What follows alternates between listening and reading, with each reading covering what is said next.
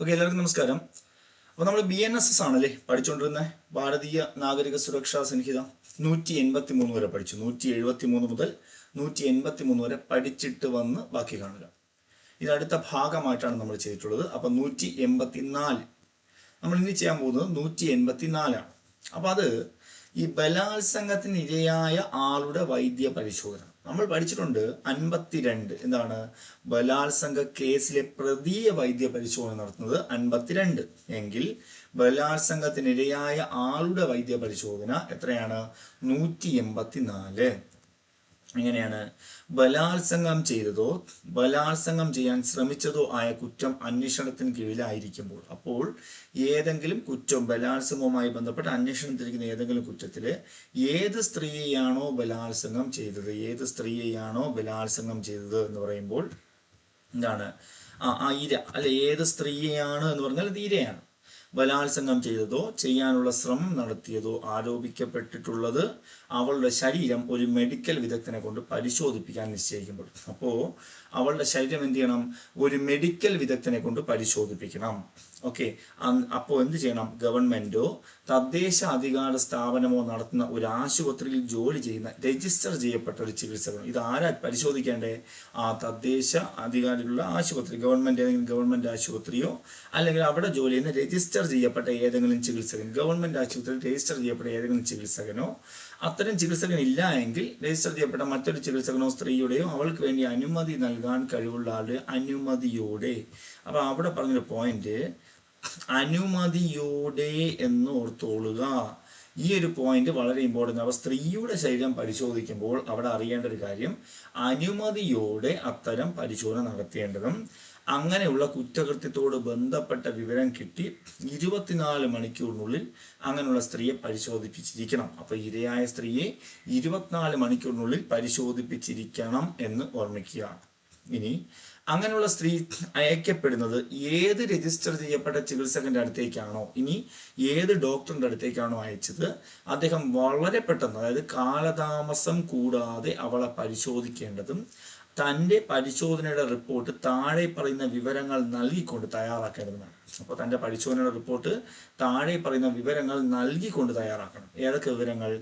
ആ സ്ത്രീയുടെയും അവളെ കൊണ്ടുവന്ന ആളുടെയും പേരും വിലാസവും. ഇതൊക്കെ വേണം. സ്ത്രീയുടെയും വേണം, അവളെ കൊണ്ടുവന്ന ആളുടെ പേരും വിലാസവും വേണം. 2, സ്ത്രീയുടെ പ്രായം വേണം. 3, DNA പ്രൊഫൈലിങ്ങിന് വേണ്ടി സ്ത്രീയുടെ ശരീരത്തിൽ നിന്ന് എടുത്ത പദാർത്ഥത്തിന്റെ വിവരണം. അപ്പോൾ സ്ത്രീയെ പരിശോധിക്കുമ്പോൾ എന്തൊക്കെ അവളുടെ ശരീരത്തിൽ നിന്ന് എടുത്തു എന്നുള്ള കാര്യം റിപ്പോർട്ടിൽ ഡോക്ടർ കുറിക്കണം. സ്ത്രീയുടെ ശരീരത്തിൽ ക്ഷതിയുടെ അടയാളങ്ങൾ എന്തെങ്കിലും ഉണ്ടെങ്കിൽ അത് കാണിക്കണം. സ്ത്രീയുടെ സാധാരണ മാനസിക നില എങ്ങനെയാണ് അതറിയണം. യുക്തമായ വിശദാംശങ്ങളോടുള്ള മറ്റു പ്രധാനപ്പെട്ട വിവരങ്ങൾ ഉണ്ടെങ്കിൽ അതറിയിക്കണം. ഓരോ നിഗമനത്തിലും എത്തിച്ചേരാനുള്ള കാരണങ്ങൾ റിപ്പോർട്ടിൽ കൃത്യമായി വിവരിക്കണം. ഓരോ കൺക്ലൂഷനിലും, അതായത് ഇങ്ങനെ പരിക്കുണ്ടായി, ഇതുണ്ടായി, അതുണ്ടായി എന്നൊക്കെ അറിയുന്നത് എന്തുകൊണ്ടുണ്ടായി എന്നുള്ള റിസൾട്ട് അതിനകത്ത് കാണിക്കണം. അത്തരം പരിശോധനയ്ക്ക് സ്ത്രീയുടെയോ അവൾക്ക് വേണ്ടി അത്തരം അനുമതി നൽകാൻ കഴിയുന്ന ആളുടെയോ അനുമതി വാങ്ങിയിരുന്നു എന്ന് റിപ്പോർട്ടിൽ പ്രത്യേകം രേഖപ്പെടുത്തണം. മനസ്സിലായോ? സ്ത്രീയുടെ അനുമതി വാങ്ങിയിട്ടുണ്ട് എന്ന് ഉറപ്പ് വരുത്തിയിട്ടേ ചെയ്യാവൂ. സ്ത്രീയെ കൊണ്ടുവന്ന ആളുടെയോ. പരിശോധന തുടങ്ങിയതിൻ്റെയും പൂർത്തീകരിച്ചതിൻ്റെയും കൃത്യസമയവും റിപ്പോർട്ടിൽ കൊടുക്കണം. അപ്പോൾ എന്തൊക്കെ വേണം? പരിശോധന തുടങ്ങിയതിൻ്റെയും പൂർത്തീകരിച്ചതിൻ്റെയും കൃത്യസമയം റിപ്പോർട്ടിൽ കുറിക്കണം. മാത്രമല്ല, രജിസ്റ്റർ ചെയ്യപ്പെട്ട ചികിത്സകൻ 7 ദിവസത്തിനുള്ളിൽ, ഈ മറുപടി എത്ര ദിവസം കൊടുക്കണം? 7 ദിവസത്തിനുള്ളിൽ അന്വേഷണ ഉദ്യോഗസ്ഥന് റിപ്പോർട്ട് എത്തിക്കണം. ഓക്കെ, ക്ലിയർ ആണോ? എന്നിട്ട് അയാൾ 193 വകുപ്പിൽ പരാമർശിക്കുന്ന മജിസ്ട്രേറ്റിന് ആ വകുപ്പിന്റെ 6-ാം ഉപവകുപ്പിലെ A ഖണ്ഡത്തിൽ പരാമർശിക്കപ്പെട്ടിരിക്കുന്ന രേഖയുടെ ഭാഗമായി എത്തിക്കേണ്ടതാണ്. അത് നമ്മൾ അവിടെ നോക്കാം. 193 നോക്കാം. ഇപ്പം നിങ്ങൾ 193 ശേഷമുള്ളതൊന്നും നോക്കണ്ട. രജിസ്റ്റർ ചെയ്യപ്പെട്ട ചികിത്സകന് എത്ര ദിവസത്തിനകത്ത് അന്വേഷണ ഉദ്യോഗസ്ഥന് മറുപടി കൊടുക്കണം? 7 ദിവസത്തിനുള്ളിൽ എന്ന് ഓർമ്മിക്കുക. എളുപ്പമുള്ള പോർഷനാണ്. സ്ത്രീയുടെയോ അവൾക്ക് വേണ്ടി അത്തരം അനുമതി നൽകാൻ കഴിവുള്ള ഏതെങ്കിലും ആളുടെയോ അനുമതി കൂടാതെയുള്ള പരിശോധന നിയമാനുസൃതമാണെന്ന് വ്യാഖ്യാനിക്കുന്നതായൊന്നും എന്നെ ഈ വകുപ്പിലില്ല. അതായത് നിയമാനുസൃതമല്ല, സ്ത്രീയുടെയോ അവൾക്ക് വേണ്ടി അത്തരം അനുമതി നൽകാൻ കഴിവുള്ള ഏതെങ്കിലും ആളുടെ അനുമതി കൂടാതെയുള്ള പരിശോധന പറ്റില്ല എന്നാണ് പറയുന്നത്. ഇനി വിശദീകരണം.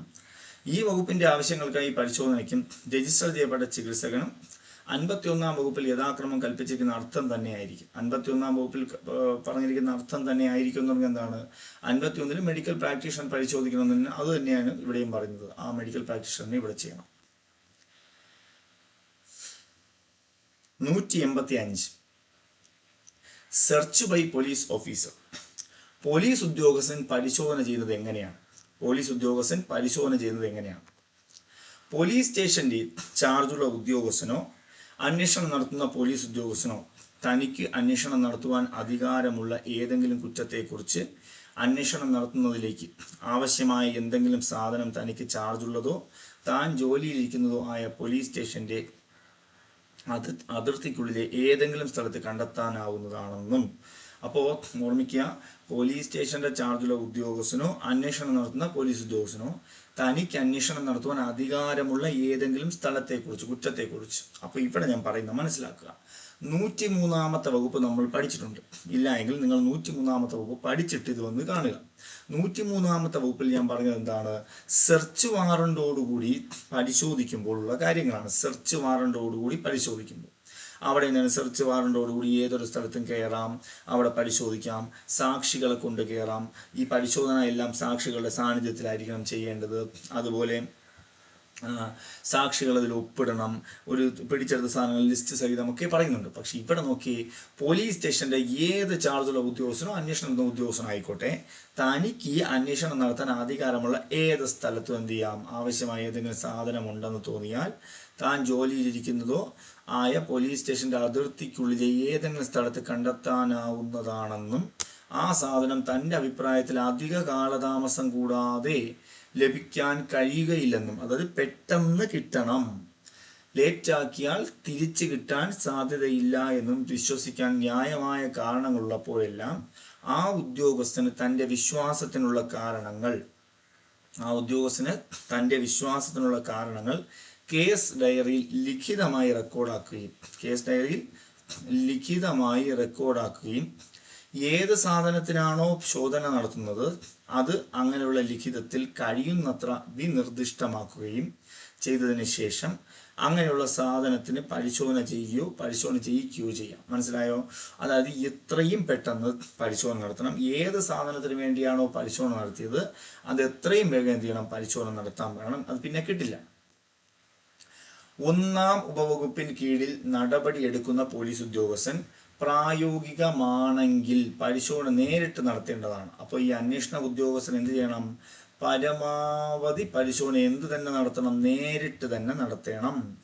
എന്നാൽ ഈ വകുപ്പിന്റെ കീഴിൽ നടത്തുന്ന പരിശോധന ദൃശ്യശ്രവ്യ ഇലക്ട്രോണിക് മാർഗത്തിലൂടെ പരമാവധി മൊബൈൽ ഫോണിന് മുൻഗണന നൽകിക്കൂടെ റെക്കോർഡാക്കണം. അപ്പോൾ നമ്മൾ നടത്തുന്ന പരിശോധനയ്ക്ക് എന്ത് ചെയ്യണം? ഏത് സാധനം പിടിക്കാൻ പോയാലും മൊബൈൽ ഫോണിന് മുൻഗണന നൽകിക്കൊണ്ട് എന്ത് ചെയ്യണം? പരിശോധിക്കണം എന്ന് പറയുന്നുണ്ട്, റെക്കോർഡ് ചെയ്യണം.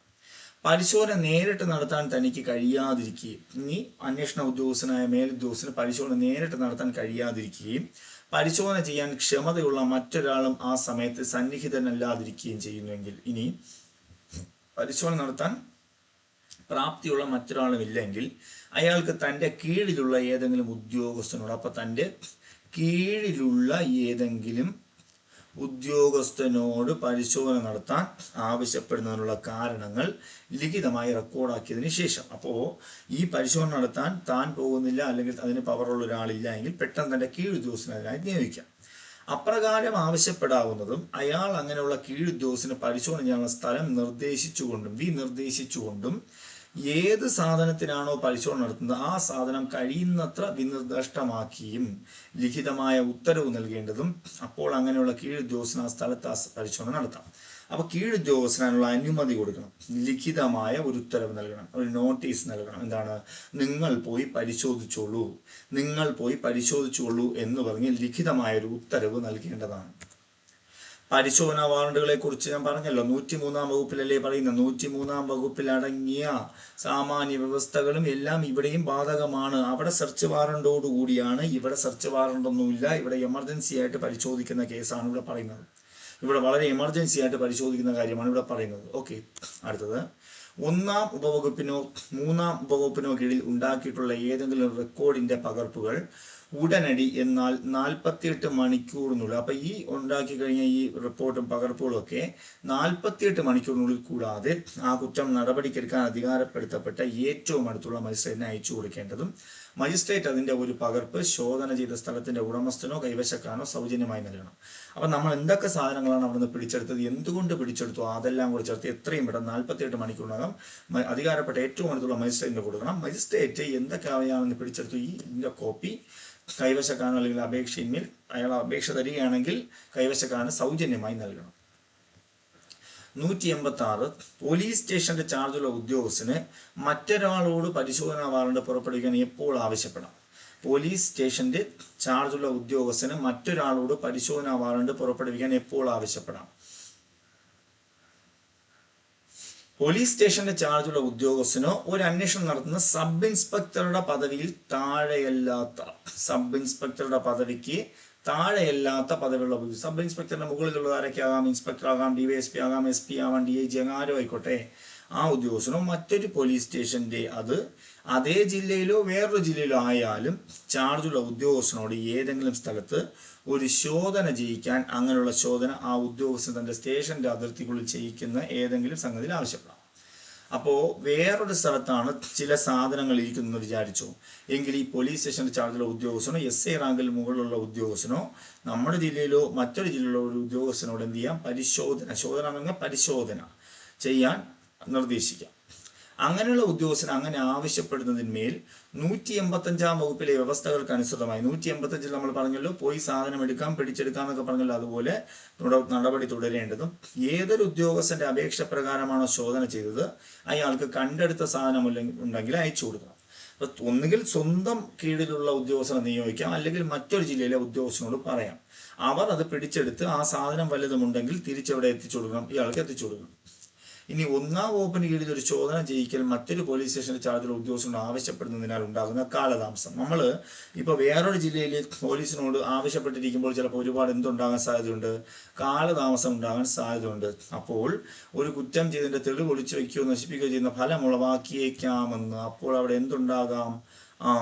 തെളിവ് നശിപ്പിച്ചേക്കാമെന്നൊരു ഫലം ഉണ്ടാകാൻ സാധ്യത ഉണ്ടെങ്കിൽ വിശ്വസിക്കാൻ കാരണമുണ്ടായിരിക്കുമ്പോഴെല്ലാം പോലീസ് സ്റ്റേഷന്റെ ചാർജുള്ള ഉദ്യോഗസ്ഥനോ ഈ അധ്യായത്തിന് കീഴിൽ ഏതെങ്കിലും അന്വേഷണം നടത്തുന്ന പോലീസ് ഉദ്യോഗസ്ഥനോ മറ്റൊരു പോലീസ് സ്റ്റേഷനിലെ അതിർത്തിക്കുള്ളിലെ ഏതെങ്കിലും സ്ഥലം അത് സ്വന്തം പോലീസ് സ്റ്റേഷന്റെ അതിർത്തിക്കുള്ളിൽ പോലെ നടപ്പിലാക്കാം. അപ്പോൾ എന്ത് ചെയ്യാം? ഇവിടെ എന്ത് ചെയ്യാം? ഇത് കാലതാമസം കൂടെ നടപ്പിലാക്കണമെന്നല്ലേ പറഞ്ഞ? നടപ്പിലാക്കണം. മാത്രമല്ല ഈ പോലീസ് സ്റ്റേഷന്റെ ചാർജുള്ള ഉദ്യോഗസ്ഥൻ എന്ത് ചെയ്യാം? ഈ ലേറ്റ് ആകും തോറും ആ സാധനം അയാളെ നശിപ്പിക്കാൻ അല്ലെങ്കിൽ ഒളിച്ചു വയ്ക്കാൻ സാധ്യതയുണ്ടെന്ന് തോന്നിക്കഴിഞ്ഞാൽ നമ്മുടെ സ്വന്തം സ്റ്റേഷനിൽ നമ്മൾ എങ്ങനെയാണോ പരിശോധന നടത്തുന്നത് അതേപോലെ നമുക്ക് പോയി പരിശോധന നടത്താം, കാത്തിരിക്കേണ്ട ആവശ്യമില്ല. 3-ാം വകുപ്പിന് കീഴിൽ ശോധന നടത്തുന്ന ഏതെങ്കിലും ഉദ്യോഗസ്ഥൻ പോലീസ് സ്റ്റേഷന്റെ അതിർത്തിക്കുള്ളിൽ ആരോ അങ്ങനെയുള്ള സ്ഥലം സ്ഥിതി ചെയ്യുന്നത് ആ പോലീസ് സ്റ്റേഷന്റെ ചാർജുള്ള ഉദ്യോഗസ്ഥന് ശോധനയെക്കുറിച്ചുള്ള നോട്ടീസ് ഉടനടി അയക്കേണ്ടതും കൂടാതെ അങ്ങനെയുള്ള നോട്ടീസിന്റെ കൂടെ 103-ാം വകുപ്പിന് കീഴിൽ തയ്യാറാക്കിയ ലിസ്റ്റിന്റെ ഒരു പകർപ്പ് അയക്കുകയും ചെയ്യണം. ഇനി അഥവാ ഈ പോലീസ് ഉദ്യോഗസ്ഥന് നമ്മൾ റിക്വസ്റ്റ് കൊടുത്ത് നടപ്പിലാക്കിയെടുക്കുമ്പോൾ ആ സാധനം വല്ലതും ഉണ്ടെങ്കിൽ അത് തിരിച്ച് പോലീസ് സ്റ്റേഷനിലേക്ക് തന്നെ അയച്ചു കൊടുക്കണം. മനസ്സിലായില്ലേ? അപ്പോൾ ഒന്നുകൂടെ പറയാം. 3-ാം വകുപ്പിന് കീഴിൽ ശോധന നടത്തുന്ന ഏതെങ്കിലും ഉദ്യോഗസ്ഥൻ പോലീസ് സ്റ്റേഷന്റെ അതിർത്തിക്കുള്ളിലാരോ അങ്ങനെയുള്ള സ്ഥലം സ്ഥിതി ചെയ്യുന്നത് ആ പോലീസ് സ്റ്റേഷന്റെ ചാർജുള്ള ഉദ്യോഗസ്ഥന് പരിശോധനയെക്കുറിച്ചുള്ള നോട്ടീസ് ഉടനെ അയക്കണം. കൂടാതെ അങ്ങനെയുള്ള നോട്ടീസിന്റെ കൂടെ 103-ാം വകുപ്പിൽ തയ്യാറാക്കിയ ലിസ്റ്റിന്റെ ഒരു പകർപ്പ് അയക്കുകയും വേണം. അപ്പൊ നമ്മൾ എന്തൊക്കെയാണ് പിടിച്ചെടുക്കേണ്ടതെന്നുള്ള ഒരു ലിസ്റ്റിന്റെ പകർപ്പോടെ ചേർത്ത് അയാൾക്ക് അയച്ചു കൊടുക്കണം. മനസ്സിലായോ? എങ്കിൽ അവർക്ക് അറിയാവും. ആ കുറ്റം നടപടിക്കെടുക്കാൻ അധികാരപ്പെട്ട ഏറ്റവും അടുത്തുള്ള മജിസ്ട്രേറ്റിന് 185-ാം വകുപ്പ് പ്രകാരമുള്ള പരാമർശിച്ച റെക്കോർഡുകളുടെ പകർപ്പും അയക്കുകയും വേണം. അപ്പോൾ ഈ 185-ാം വകുപ്പിൽ പരാമർശിക്കുന്ന റെക്കോർഡുകളുടെ ഒരു പകർപ്പും കൂടെ എന്ത് ചെയ്യണം? അയച്ചു കൊടുക്കേണ്ടതുമാണ് എന്നാണ് പറയുന്നത്. മനസ്സിലായോ? അറിയാമല്ലോ എന്തൊക്കെ പിടിച്ചെടുത്തു എന്നും ബാക്കി കാര്യങ്ങളൊക്കെ. 4-ാം വകുപ്പിന് കീഴിൽ മജിസ്ട്രേറ്റിന് അയച്ചു കൊടുത്ത ഏതെങ്കിലും റെക്കോർഡിന്റെ ഒരു പകർപ്പ് ശോധന ചെയ്യപ്പെട്ട സ്ഥലത്തിന്റെ ഉടമസ്ഥനോ കൈവശക്കാരനോ നേരത്തെ പോലെ തന്നെയാണ്. അതായത് ഇപ്പം മറ്റൊരു ഉദ്യോഗസ്ഥനാണ് നടപ്പിലാക്കിയെടുക്കുന്നെങ്കിൽ അയാൾക്ക് നമ്മൾ അറിയിച്ചു കൊടുക്കണം എന്തൊക്കെയാണ് നിങ്ങൾ പിടിച്ചു തരേണ്ടതെന്ന് അറിയിച്ചു കൊടുക്കണം. അങ്ങനെ അയാൾ അറിയിച്ചത് പിടിച്ചെടുത്തിട്ടുണ്ടെങ്കിൽ ആ സാധനവും എല്ലാം കൂടെ ചേർത്ത് തിരിച്ച് കോടതിയിൽ എത്തിക്കണം. കോടതി എന്ത് ചെയ്യണം? അതിൻ്റെ ഒരു പകർപ്പ് ഈ ആടെ കയ്യിൽ നിന്ന് പിടിച്ചത് അയാൾക്ക് സൗജന്യമായി കൊടുക്കണം. നിങ്ങളുടെ കയ്യിൽ നിന്ന് ഇത്രയും സാധനങ്ങൾ കൈവശപ്പെടുത്തിയിരുന്നു. ഇനി അന്വേഷണം 24 മണിക്കൂറിനകം പൂർത്തിയാക്കാൻ കഴിയാത്തപ്പോഴുള്ള നടപടിക്രമം. അന്വേഷണം 24 മണിക്കൂറിനകം പൂർത്തിയാക്കാൻ കഴിയാത്തപ്പോഴുള്ള നടപടിക്രമം. 24 hours അന്വേഷണം പൂർത്തിയാക്കാൻ പറ്റിയില്ല, എന്ത് ചെയ്യും?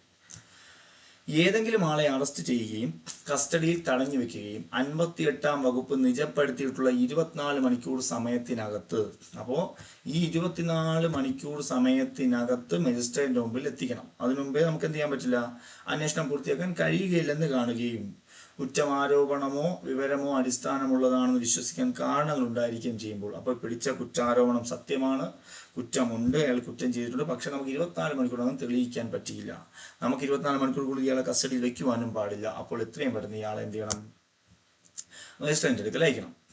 അയാൾ ഒരു സബ് ഇൻസ്പെക്ടറുടെ ഇതിൽ താഴെ പദവിയുള്ള ആളല്ലെങ്കിൽ ഇതിന് ശേഷം വ്യക്തമാക്കിയ ഡയറിയിലെ ആ കേസ് സംബന്ധിച്ചുള്ള ഉൾക്കുറിപ്പുകളുടെ ഒരു പകർപ്പ് ഏറ്റവും അടുത്തുള്ള ജുഡീഷ്യൽ മജിസ്ട്രേറ്റിന് ഉടനടി എത്തിക്കണം. അപ്പോൾ സബ് ഇൻസ്പെക്ടറിൽ താഴെ പദവിയുള്ള ആളല്ലെങ്കിൽ എന്ന് പറഞ്ഞാൽ മുകളിലുള്ള ആളാണ് ചെയ്യേണ്ടത്, SIO, ഇൻസ്പെക്ടറോ തുടങ്ങിയവരൊക്കെയാണ്. അവർ എന്ത് ചെയ്യണം, ഏറ്റവും അടുത്തുള്ള ജുഡീഷ്യൽ മജിസ്ട്രേറ്റിന് ഇത് സംബന്ധിച്ചുള്ള എല്ലാ ഡീറ്റെയിൽസും അയക്കണം. അതേസമയം കുറ്റാരോപണം ചെയ്യപ്പെട്ട ആളെ അങ്ങനെയുള്ള മജിസ്ട്രേറ്റിന്റെ അടുക്കൽ അയക്കേണ്ടതുമാണ്. അപ്പോൾ ഇയാളുമായിട്ടുള്ള എല്ലാ ഡീറ്റെയിൽസും ഇയാളെയും കൂടെ അങ്ങ് അയക്കണം. 24 hours ആയി പോയില്ലേ. ഏത് മജിസ്ട്രേറ്റിന്റെ അടുക്കലാണോ കുറ്റാരോപണം ചെയ്യപ്പെട്ട ആളെ ഈ വകുപ്പിന് കീഴിൽ അയച്ചിട്ടുള്ളത്, അദ്ദേഹത്തിന് ആ കേസ് വിചാരണ ചെയ്യാൻ അധികാരിത ഉണ്ടായിരുന്നാലും ഇല്ലെങ്കിലും ഇത്തരം ഒരു വ്യക്തിയെ ജാമ്യം നൽകി വിട്ടയച്ചില്ലെന്നോ അയാളുടെ ജാമ്യം റദ്ദാക്കിയിട്ടുണ്ടെന്നോ പരിഗണിച്ചതിന് ശേഷം, അപ്പോൾ കോടതി എന്താ നോക്കേണ്ടത്, ഇയാളെ എനിക്ക് അധികാരമുണ്ടോ ഇല്ലയോ എന്നൊന്നും നോക്കണ്ട, കൊണ്ടുവന്നാൽ നമ്മളത് എടുക്കണം. മാത്രമല്ല അയാൾക്ക് ജാമ്യം വല്ലതും കിട്ടാനുള്ള അർഹതയുണ്ടോ, ജാമ്യം റദ്ദാക്കിയിട്ടുണ്ടോ തുടങ്ങിയവ പരിശോധിച്ചതിന് ശേഷം 60 ദിവസത്തെ അല്ലെങ്കിൽ 90 ദിവസത്തെ തടവിൽ, ഇവിടെ വളരെ പ്രധാനമാണ് കേട്ടോ, 60 ദിവസം അല്ലെങ്കിൽ 90 ദിവസത്തെ തടങ്കൽ കാലയളവിലെ എന്ന് പറഞ്ഞാൽ ഒരു വലിയ കുറ്റം ചെയ്ത വ്യക്തിയെ 90 ദിവസവും അല്ലേ 90 ദിവസവും ചെറിയ കുറ്റം ചെയ്ത വ്യക്തി 60 ദിവസവും വരെ കസ്റ്റഡിയിൽ ഇടാം, ജുഡീഷ്യൽ കസ്റ്റഡിയിൽ ഇടാം.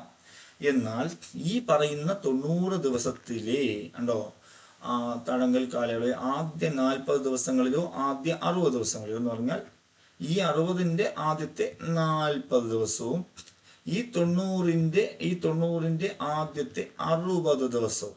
അപ്പൊ 90-ലുള്ളതിൽ 60 ഡേയ്സ് എടുക്കാം, 90-ലുള്ളതിൽ 60 ഡേയ്സും 60-ലുള്ളതിൽ എത്ര ദിവസമാണ് 40 ഡേയ്സ് കൊടുക്കാം. നമുക്ക് എന്താണ് 40 ഡേയ്സും എടുക്കാം, 40 ഡേയ്സും.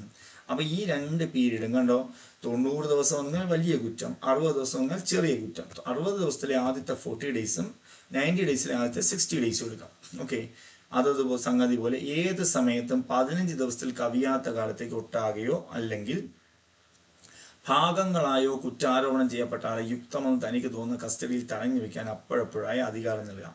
അപ്പോൾ ഈ പറയുന്ന ഫസ്റ്റ് 60 ഡേയ്സ് അല്ലെങ്കിൽ ഈ ഫസ്റ്റ് 40 ഡേയ്സിൽ 15 ദിവസത്തിൽ കവിയാത്ത കാലത്തേക്ക് മൊത്തം 15 ദിവസമാണ് കൊടുക്കാൻ പറ്റുന്നത്. ഓക്കെ, ഇതിൻ്റെ ഇടയിൽ ഈ 60ന്റെയോ ഈ 40ന്റെയോ ഇടയിലുള്ള 15 ദിവസം കസ്റ്റഡിയിൽ കൊടുക്കാം. ആ കേസ് വിചാരണ ചെയ്യുന്നതിനോ വിചാരണയ്ക്ക് കമ്മിറ്റ് ചെയ്യുന്നതിനോ അദ്ദേഹത്തിന് അധികാരത ഇല്ലായിരിക്കുകയും പിന്നെയും തടങ്കലിൽ വെക്കുന്നത് ആവശ്യമില്ലെന്ന് കരുതുകയും ചെയ്യുന്നുവെങ്കിൽ അദ്ദേഹത്തിന് കുറ്റാരോപണം ചെയ്യപ്പെട്ട ആളെ അത്തരം അധികാരമുള്ള മജിസ്ട്രേറ്റിന്റെ അടുക്കൽ അയക്കാൻ ഉത്തരവ് ചെയ്യാം. അപ്പോൾ ഇയാൾക്ക് തോന്നുന്നു, ഈ മജിസ്ട്രേറ്റ് തോന്നുകയാണ് ഈ കേസ് വിചാരണ ചെയ്യാനോ വിചാരണ കമ്മിറ്റ് ചെയ്യാനോ അദ്ദേഹത്തിന് അധികാരമില്ല, ഒന്നും അധികാരമില്ല. രണ്ട്, ഇനിയും തടങ്കലിൽ വെക്കുന്ന ആവശ്യമില്ലാന്ന് തോന്നുമെങ്കിൽ അധികാരമുള്ള മജിസ്ട്രേറ്റിലേക്ക് അയക്കണം.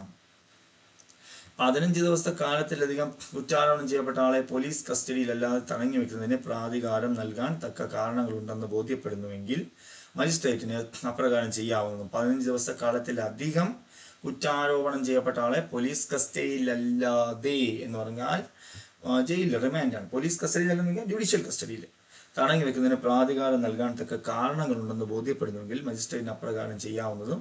എന്നാൽ യാതൊരു മജിസ്ട്രേറ്റും കുറ്റാരോപണം ചെയ്യപ്പെട്ട ആളെ മരണശിക്ഷയോ അല്ലെങ്കിൽ മറ്റേതെങ്കിലും കുറ്റമോ, മരണശിക്ഷയാണെങ്കിൽ എത്ര ദിവസം, മരണശിക്ഷയോ ജീവപര്യന്തമോ 10 വർഷമോ അതിലധികമോ കാലത്തേക്കുള്ള തടവോ നൽകി ശിക്ഷിക്കാവുന്ന കുറ്റമാണെങ്കിൽ എത്ര ദിവസം, 90 ദിവസത്തിലോ മറ്റേതെങ്കിലും കുറ്റമാണെങ്കിൽ 60 ദിവസം. നമ്മൾ നേരത്തെ പറഞ്ഞില്ലേ, വലിയ കുറ്റമാണെങ്കിൽ 90, ചെറിയ കുറ്റമാണെങ്കിൽ 60 ദിവസം. കവിയുന്ന കാലത്തേക്ക് ഈ ഖണ്ഡിക പ്രകാരം തടങ്കലിൽ വെക്കാൻ പാടില്ലാത്തത് എന്ന് പറഞ്ഞാൽ മനസ്സിലായോ? ഇവിടെ പറയുന്നത് മജിസ്ട്രേറ്റിന് ഈ ഒരു സെന്റൻസ് വായിക്കുമ്പോൾ നമുക്ക് മനസ്സിലാവും. തടഞ്ഞു വെക്കുന്നതിന് പ്രാധികാരം നൽകാൻ തക്ക കാരണങ്ങളുണ്ടെന്ന് ബോധ്യപ്പെടുന്നുവെങ്കിൽ മജിസ്ട്രേറ്റിന് അപ്രകാരം ചെയ്യാവുന്നത്. എന്നാൽ യാതൊരു മജിസ്ട്രേറ്റും തടങ്കലിലൊക്കെ വെക്കാം, 15 ദിവസത്തിൽ കൂടുതൽ റിമാൻഡ് ചെയ്യുകയോ എന്തുവാണോ ചെയ്യാം. പക്ഷേ ഈ പറയുന്ന 90 ദിവസം അല്ല, വധശിക്ഷ, ജീവപര്യന്തം, 10 വർഷം ഇതൊക്കെ കിട്ടാവുന്നതാണ് 90 ദിവസവും. മറ്റേതെങ്കിലും കുറ്റമാണെങ്കിൽ 60 ദിവസവുമാണ്. ഓക്കെ, ഈ കാലത്തേക്ക് ഈ ഖണ്ഡിക പ്രകാരം തടങ്കലിൽ വെക്കാൻ പാടില്ലെന്നും അതത് സംഗതി പോലെ 90 ദിവസത്തെയോ 60 ദിവസത്തെയോ കാലയളവ് തീരുന്നതോടെ, ഈ 90 60 ദിവസത്തെ കാലയളവ് തീരുന്നതോടെ കുറ്റാരോപിതന് ജാമ്യം നൽകാൻ ഒരുക്കമാവുകയും ജാമ്യം നൽകുകയും ചെയ്യുകയാണെങ്കിൽ അയാളെ ജാമ്യത്തിൽ വിട്ടയക്കേണ്ടതും, അയാൾ ജാമ്യത്തിന് അപേക്ഷിച്ചാൽ ഈ 90 ദിവസവും 60 ദിവസത്തിനകത്ത് പോലീസിന് കുറ്റപത്രം സമർപ്പിക്കാൻ പറ്റിയില്ല, പ്രതിക്കെതിരെ കുറ്റം തെളിയിക്കാൻ പറ്റിയില്ല എങ്കിൽ അയാൾ ജാമ്യത്തിൽ ഇറങ്ങിപ്പോകും. ആദ്യത്തെ പ്രാവശ്യവും തുടർന്ന് പോലീസിന്റെ കസ്റ്റഡിയിൽ പ്രതി കഴിയുന്നത് വരെയുള്ള ഓരോ പ്രാവശ്യവും പ്രതിയെ തന്റെ മുമ്പാകെ നേരിട്ട് ഹാജരാക്കാത്ത പക്ഷം ഏതൊരു മജിസ്ട്രേറ്റും ഈ വകുപ്പിന് കീഴിൽ പോലീസിന്റെ കസ്റ്റഡിയിൽ പ്രതിയെ തടഞ്ഞു വെക്കുന്നതിന് അധികാരം നൽകാൻ പാടില്ലാത്തത്. ആദ്യത്തെ പ്രാവശ്യവും തുടർന്ന് പോലീസിന്റെ കസ്റ്റഡിയിൽ പ്രതി കഴിയുന്നത് വരെയുള്ള ഓരോ പ്രാവശ്യവും പ്രതി തന്റെ മുമ്പാകെ നേരിട്ട് ഹാജരാക്കാത്ത പക്ഷം ഏതൊരു മജിസ്ട്രേറ്റും ഈ വകുപ്പിന് കീഴിൽ പോലീസിന്റെ കസ്റ്റഡിയിൽ പ്രതിയെ തടഞ്ഞു വെക്കുന്നതിന് അധികാരം നൽകാൻ പാടില്ല. മാത്രമല്ല, എന്നാൽ നേരിട്ടോ അല്ലെങ്കിൽ ദൃശ്യശ്രവ്യ മാർഗത്തിലൂടെയോ പ്രതിയെ ഹാജരാക്കുന്നതിന്മേൽ മജിസ്ട്രേറ്റ് തടങ്കൽ നീട്ടിക്കൊടുക്കാവുന്നതാണ്. അപ്പോൾ പോലീസ് പിടിച്ചു കഴിഞ്ഞാൽ എത്രയും വേഗം ഹാജരാക്കണം. സമയത്തിന് ഹാജരാക്കാത്ത പ്രതിയെ പിന്നെ തടങ്കലിൽ വെക്കാൻ 24 മണിക്കൂറേ ഉള്ളൂ സമയം. അത് കഴിഞ്ഞിട്ടും കൊണ്ടുവരാത്ത വ്യക്തിയെ പിന്നെ തടങ്കലിൽ വെക്കാൻ അധികാരം കൊടുക്കുവാൻ പാടില്ല. ഹൈക്കോടതി ഇതിലേക്ക് പ്രത്യേകമായി അധികാരപ്പെടുത്തിയിട്ടില്ലാത്ത യാതൊരു സെക്കൻഡ് ക്ലാസ് മജിസ്ട്രേറ്റും പോലീസ് കസ്റ്റഡിയിൽ തടങ്കൽ വെക്കാൻ അധികാരം നൽകാൻ പാടില്ല. അപ്പോൾ അധികാരമില്ലാത്ത മജിസ്ട്രേറ്റ് ആരാ? സെക്കൻഡ് ക്ലാസ് മജിസ്ട്രേറ്റ് ആണ്. സെക്കൻഡ് ക്ലാസ് മജിസ്ട്രേറ്റിന് ഹൈക്കോടതിയിൽ അധികാരമുണ്ടെങ്കിൽ നിൽക്കാൻ പറ്റുള്ളൂ, അല്ലെങ്കിൽ സെക്കൻഡ് ക്ലാസ് മജിസ്ട്രേറ്റിന് യാതൊരു അധികാരവുമില്ല. 3-ാം വകുപ്പിൽ നിർദ്ദേശിച്ചിരിക്കുന്ന കാലയളവ് കഴിഞ്ഞാലും ജാമ്യം നൽകാതിരിക്കുന്നിടത്തോളം കുറ്റാരോപണം ചെയ്യപ്പെട്ട ആളെ കസ്റ്റഡിയിൽ വെക്കേണ്ടതാണെന്ന് സംശയം ഒഴിവാക്കാനായി ഇതിനായി പ്രഖ്യാപിക്കുന്നു. അപ്പോൾ അവിടെ നോക്കേണ്ടത്, ഈ കാലാവധി കഴിഞ്ഞാലും ഇയാൾ എന്ത് ചെയ്യരുത്? ഇനി കസ്റ്റഡിയിൽ വെച്ചേക്കരുത്. കാരണം 90 ദിവസവും 60 ദിവസവുമാണ്. ഈ 90 ദിവസവും 60 ദിവസത്തിനകത്ത് ഇയാൾ എന്ത് ചെയ്യും? ഹാജരാക്കിയിരിക്കണം. ഓക്കെ അല്ലേ? ഹാജരാക്കിയിരിക്കണമെന്നല്ല, ഇയാളെ വിട്ടിരിക്കണം. കാരണം തെളിവ് സമർപ്പിക്കാത്ത സ്ഥിതിക്ക് ഇയാളെ വിട്ടേ പറ്റുള്ളൂ. ഓക്കെ, ഇവിടെ പറയുന്നത് ഓഡിയോ വീഡിയോയിലൂടെയൊക്കെ വേണമെങ്കിൽ ദൃശ്യശ്രവ്യം ഇലക്ട്രോണിക് മാർഗത്തിലൂടെയും ഹാജരാക്കാം. എന്നാൽ 18 വയസ്സിൽ താഴെ പ്രായമുള്ള ഒരു സ്ത്രീയുടെ കാര്യത്തിൽ ഇനി ഹാജരാക്കാൻ പോകുന്നത് 18 വയസ്സിന് താഴെയുള്ള പെൺകുട്ടിയാണെങ്കിൽ, സ്ത്രീയാണെങ്കിൽ അതൊരു റിമാൻഡ് ഹോമിലെ സ്ത്രീയെ ഇടാവൂ. സാധാരണ ജയിലിലൊന്നും കൊണ്ടിടരുത്, റിമാൻഡ് ഹോമിലാണ് ഇടേണ്ടത്. അല്ലെങ്കിൽ സർക്കാർ അംഗീകൃത ജയിലായി പറഞ്ഞിട്ടുള്ള ഏതെങ്കിലും സ്ഥലത്തോ ആയിക്കോട്ടെ. അപ്പൊ ഇതാണ് അന്വേഷണം 24 മണിക്കൂറകം പൂർത്തിയാക്കാൻ പറ്റിയില്ലെങ്കിലുള്ള നടപടിക്രമം. അന്വേഷണം 24 മണിക്കൂറകം പൂർത്തിയാക്കാൻ പറ്റിയില്ലെങ്കിലുള്ള നടപടിക്രമങ്ങളാണ് ഈ പറയുന്നത്. 1-ാം ഉപവകുപ്പിലോ 5-ാം ഉപവകുപ്പിലോ എന്തു തന്നെ അടങ്ങിയിരുന്നാലും പോലീസ് സ്റ്റേഷന്റെ ചുമതലയുള്ള ഉദ്യോഗസ്ഥനോ അന്വേഷണം നടത്തുന്ന പോലീസ് ഉദ്യോഗസ്ഥനോ അയാൾ സബ് ഇൻസ്പെക്ടറുടെ പദവിയിൽ താഴെയല്ലാത്ത ആളാണെങ്കിൽ കേസിനോട് ബന്ധപ്പെട്ട് ഇതിന് ശേഷം നിർദ്ദേശിക്കപ്പെട്ട ഡയറിയിലെ ഉൾക്കുറിപ്പിന്റെ ഒരു പകർപ്പ് മജിസ്ട്രേറ്റ് ഇല്ലാത്തപ്പോൾ മജിസ്ട്രേറ്റിന്റെ അധികാരങ്ങൾ നൽകപ്പെട്ട തൊട്ടടുത്തുള്ള എക്സിക്യൂട്ടീവ് മജിസ്ട്രേറ്റിന് അയക്കണം. അപ്പോൾ നമ്മൾ ഈ അന്വേഷിച്ച എല്ലാ കാര്യവും കണ്ടോ, എന്ത് തന്നെ അടങ്ങിയിരുന്നാലും പോലീസ് സ്റ്റേഷന് ചുമതല ഉദ്യോഗസ്ഥനോ അന്വേഷണം നടത്തുന്ന ഉദ്യോഗസ്ഥനോ ആയിക്കോട്ടെ, അയാൾ SI റാങ്കിൽ കുറയാത്ത ഉദ്യോഗസ്ഥനാണെങ്കിൽ കേസിനോട് ബന്ധപ്പെട്ട് ഇതിന് ശേഷം നിർദ്ദേശിക്കപ്പെട്ട ഡയറിയിലെ ഉൾക്കുറിപ്പിന്റെ ഒരു പകർപ്പ് മജിസ്ട്രേറ്റ് ഇല്ലാത്തപ്പോൾ മജിസ്ട്രേറ്റിന്റെ അധികാരം നൽകപ്പെടുന്ന ഉദ്യോഗസ്ഥനും സമർപ്പിക്കാം. അതേസമയം അങ്ങനെയുള്ള എക്സിക്യൂട്ടീവ് മജിസ്ട്രേറ്റിന്റെ അടുക്കലേക്ക് കുറ്റാരോപണം ചെയ്യപ്പെട്ട ആളെ എത്തിക്കേണ്ടതും, ഇനി ജുഡീഷ്യൽ മജിസ്ട്രേറ്റിനെ കിട്ടിയില്ലെങ്കിൽ ഇനി ഒരു എക്സിക്യൂട്ടീവ് മജിസ്ട്രേറ്റ് അടുത്ത് എത്തിക്കണം. കുറ്റാരോപണം ചെയ്യപ്പെട്ട ആളെ എത്തിക്കേണ്ടതും തുടർന്ന് അങ്ങനെയുള്ള എക്സിക്യൂട്ടീവ് മജിസ്ട്രേറ്റിനെ ലിഖിതമായി രേഖപ്പെടുത്തേണ്ട കാരണങ്ങളാൽ ആകെ 7 ദിവസത്തിൽ കവിയാത്ത കാലത്തേക്ക് തനിക്ക് യുക്തമെന്ന് തോന്നുന്ന വിധത്തിലുള്ള കസ്റ്റഡിയിൽ കുറ്റാരോപണം ചെയ്യപ്പെട്ട ആളെ തടങ്കലിൽ വെക്കാൻ അധികാരപ്പെടുത്താം. അപ്പൊ എക്സിക്യൂട്ടീവ് മജിസ്ട്രേറ്റ് ആണ് നേതൃത്വം നയിക്കുന്നതെങ്കിൽ അയാൾക്ക് 7 ദിവസം വരെ മാത്രമേ ഇയാളെ കസ്റ്റഡിയിൽ വെക്കാൻ അനുമതി കൊടുക്കാൻ പാടുള്ളൂ. പക്ഷെ ജുഡീഷ്യൽ മജിസ്ട്രേറ്റ് ആണെങ്കിൽ 15 ദിവസത്തിൽ കവിയാത്ത കാലാവധിക്കെന്ന് പറയുന്നുമുണ്ട്.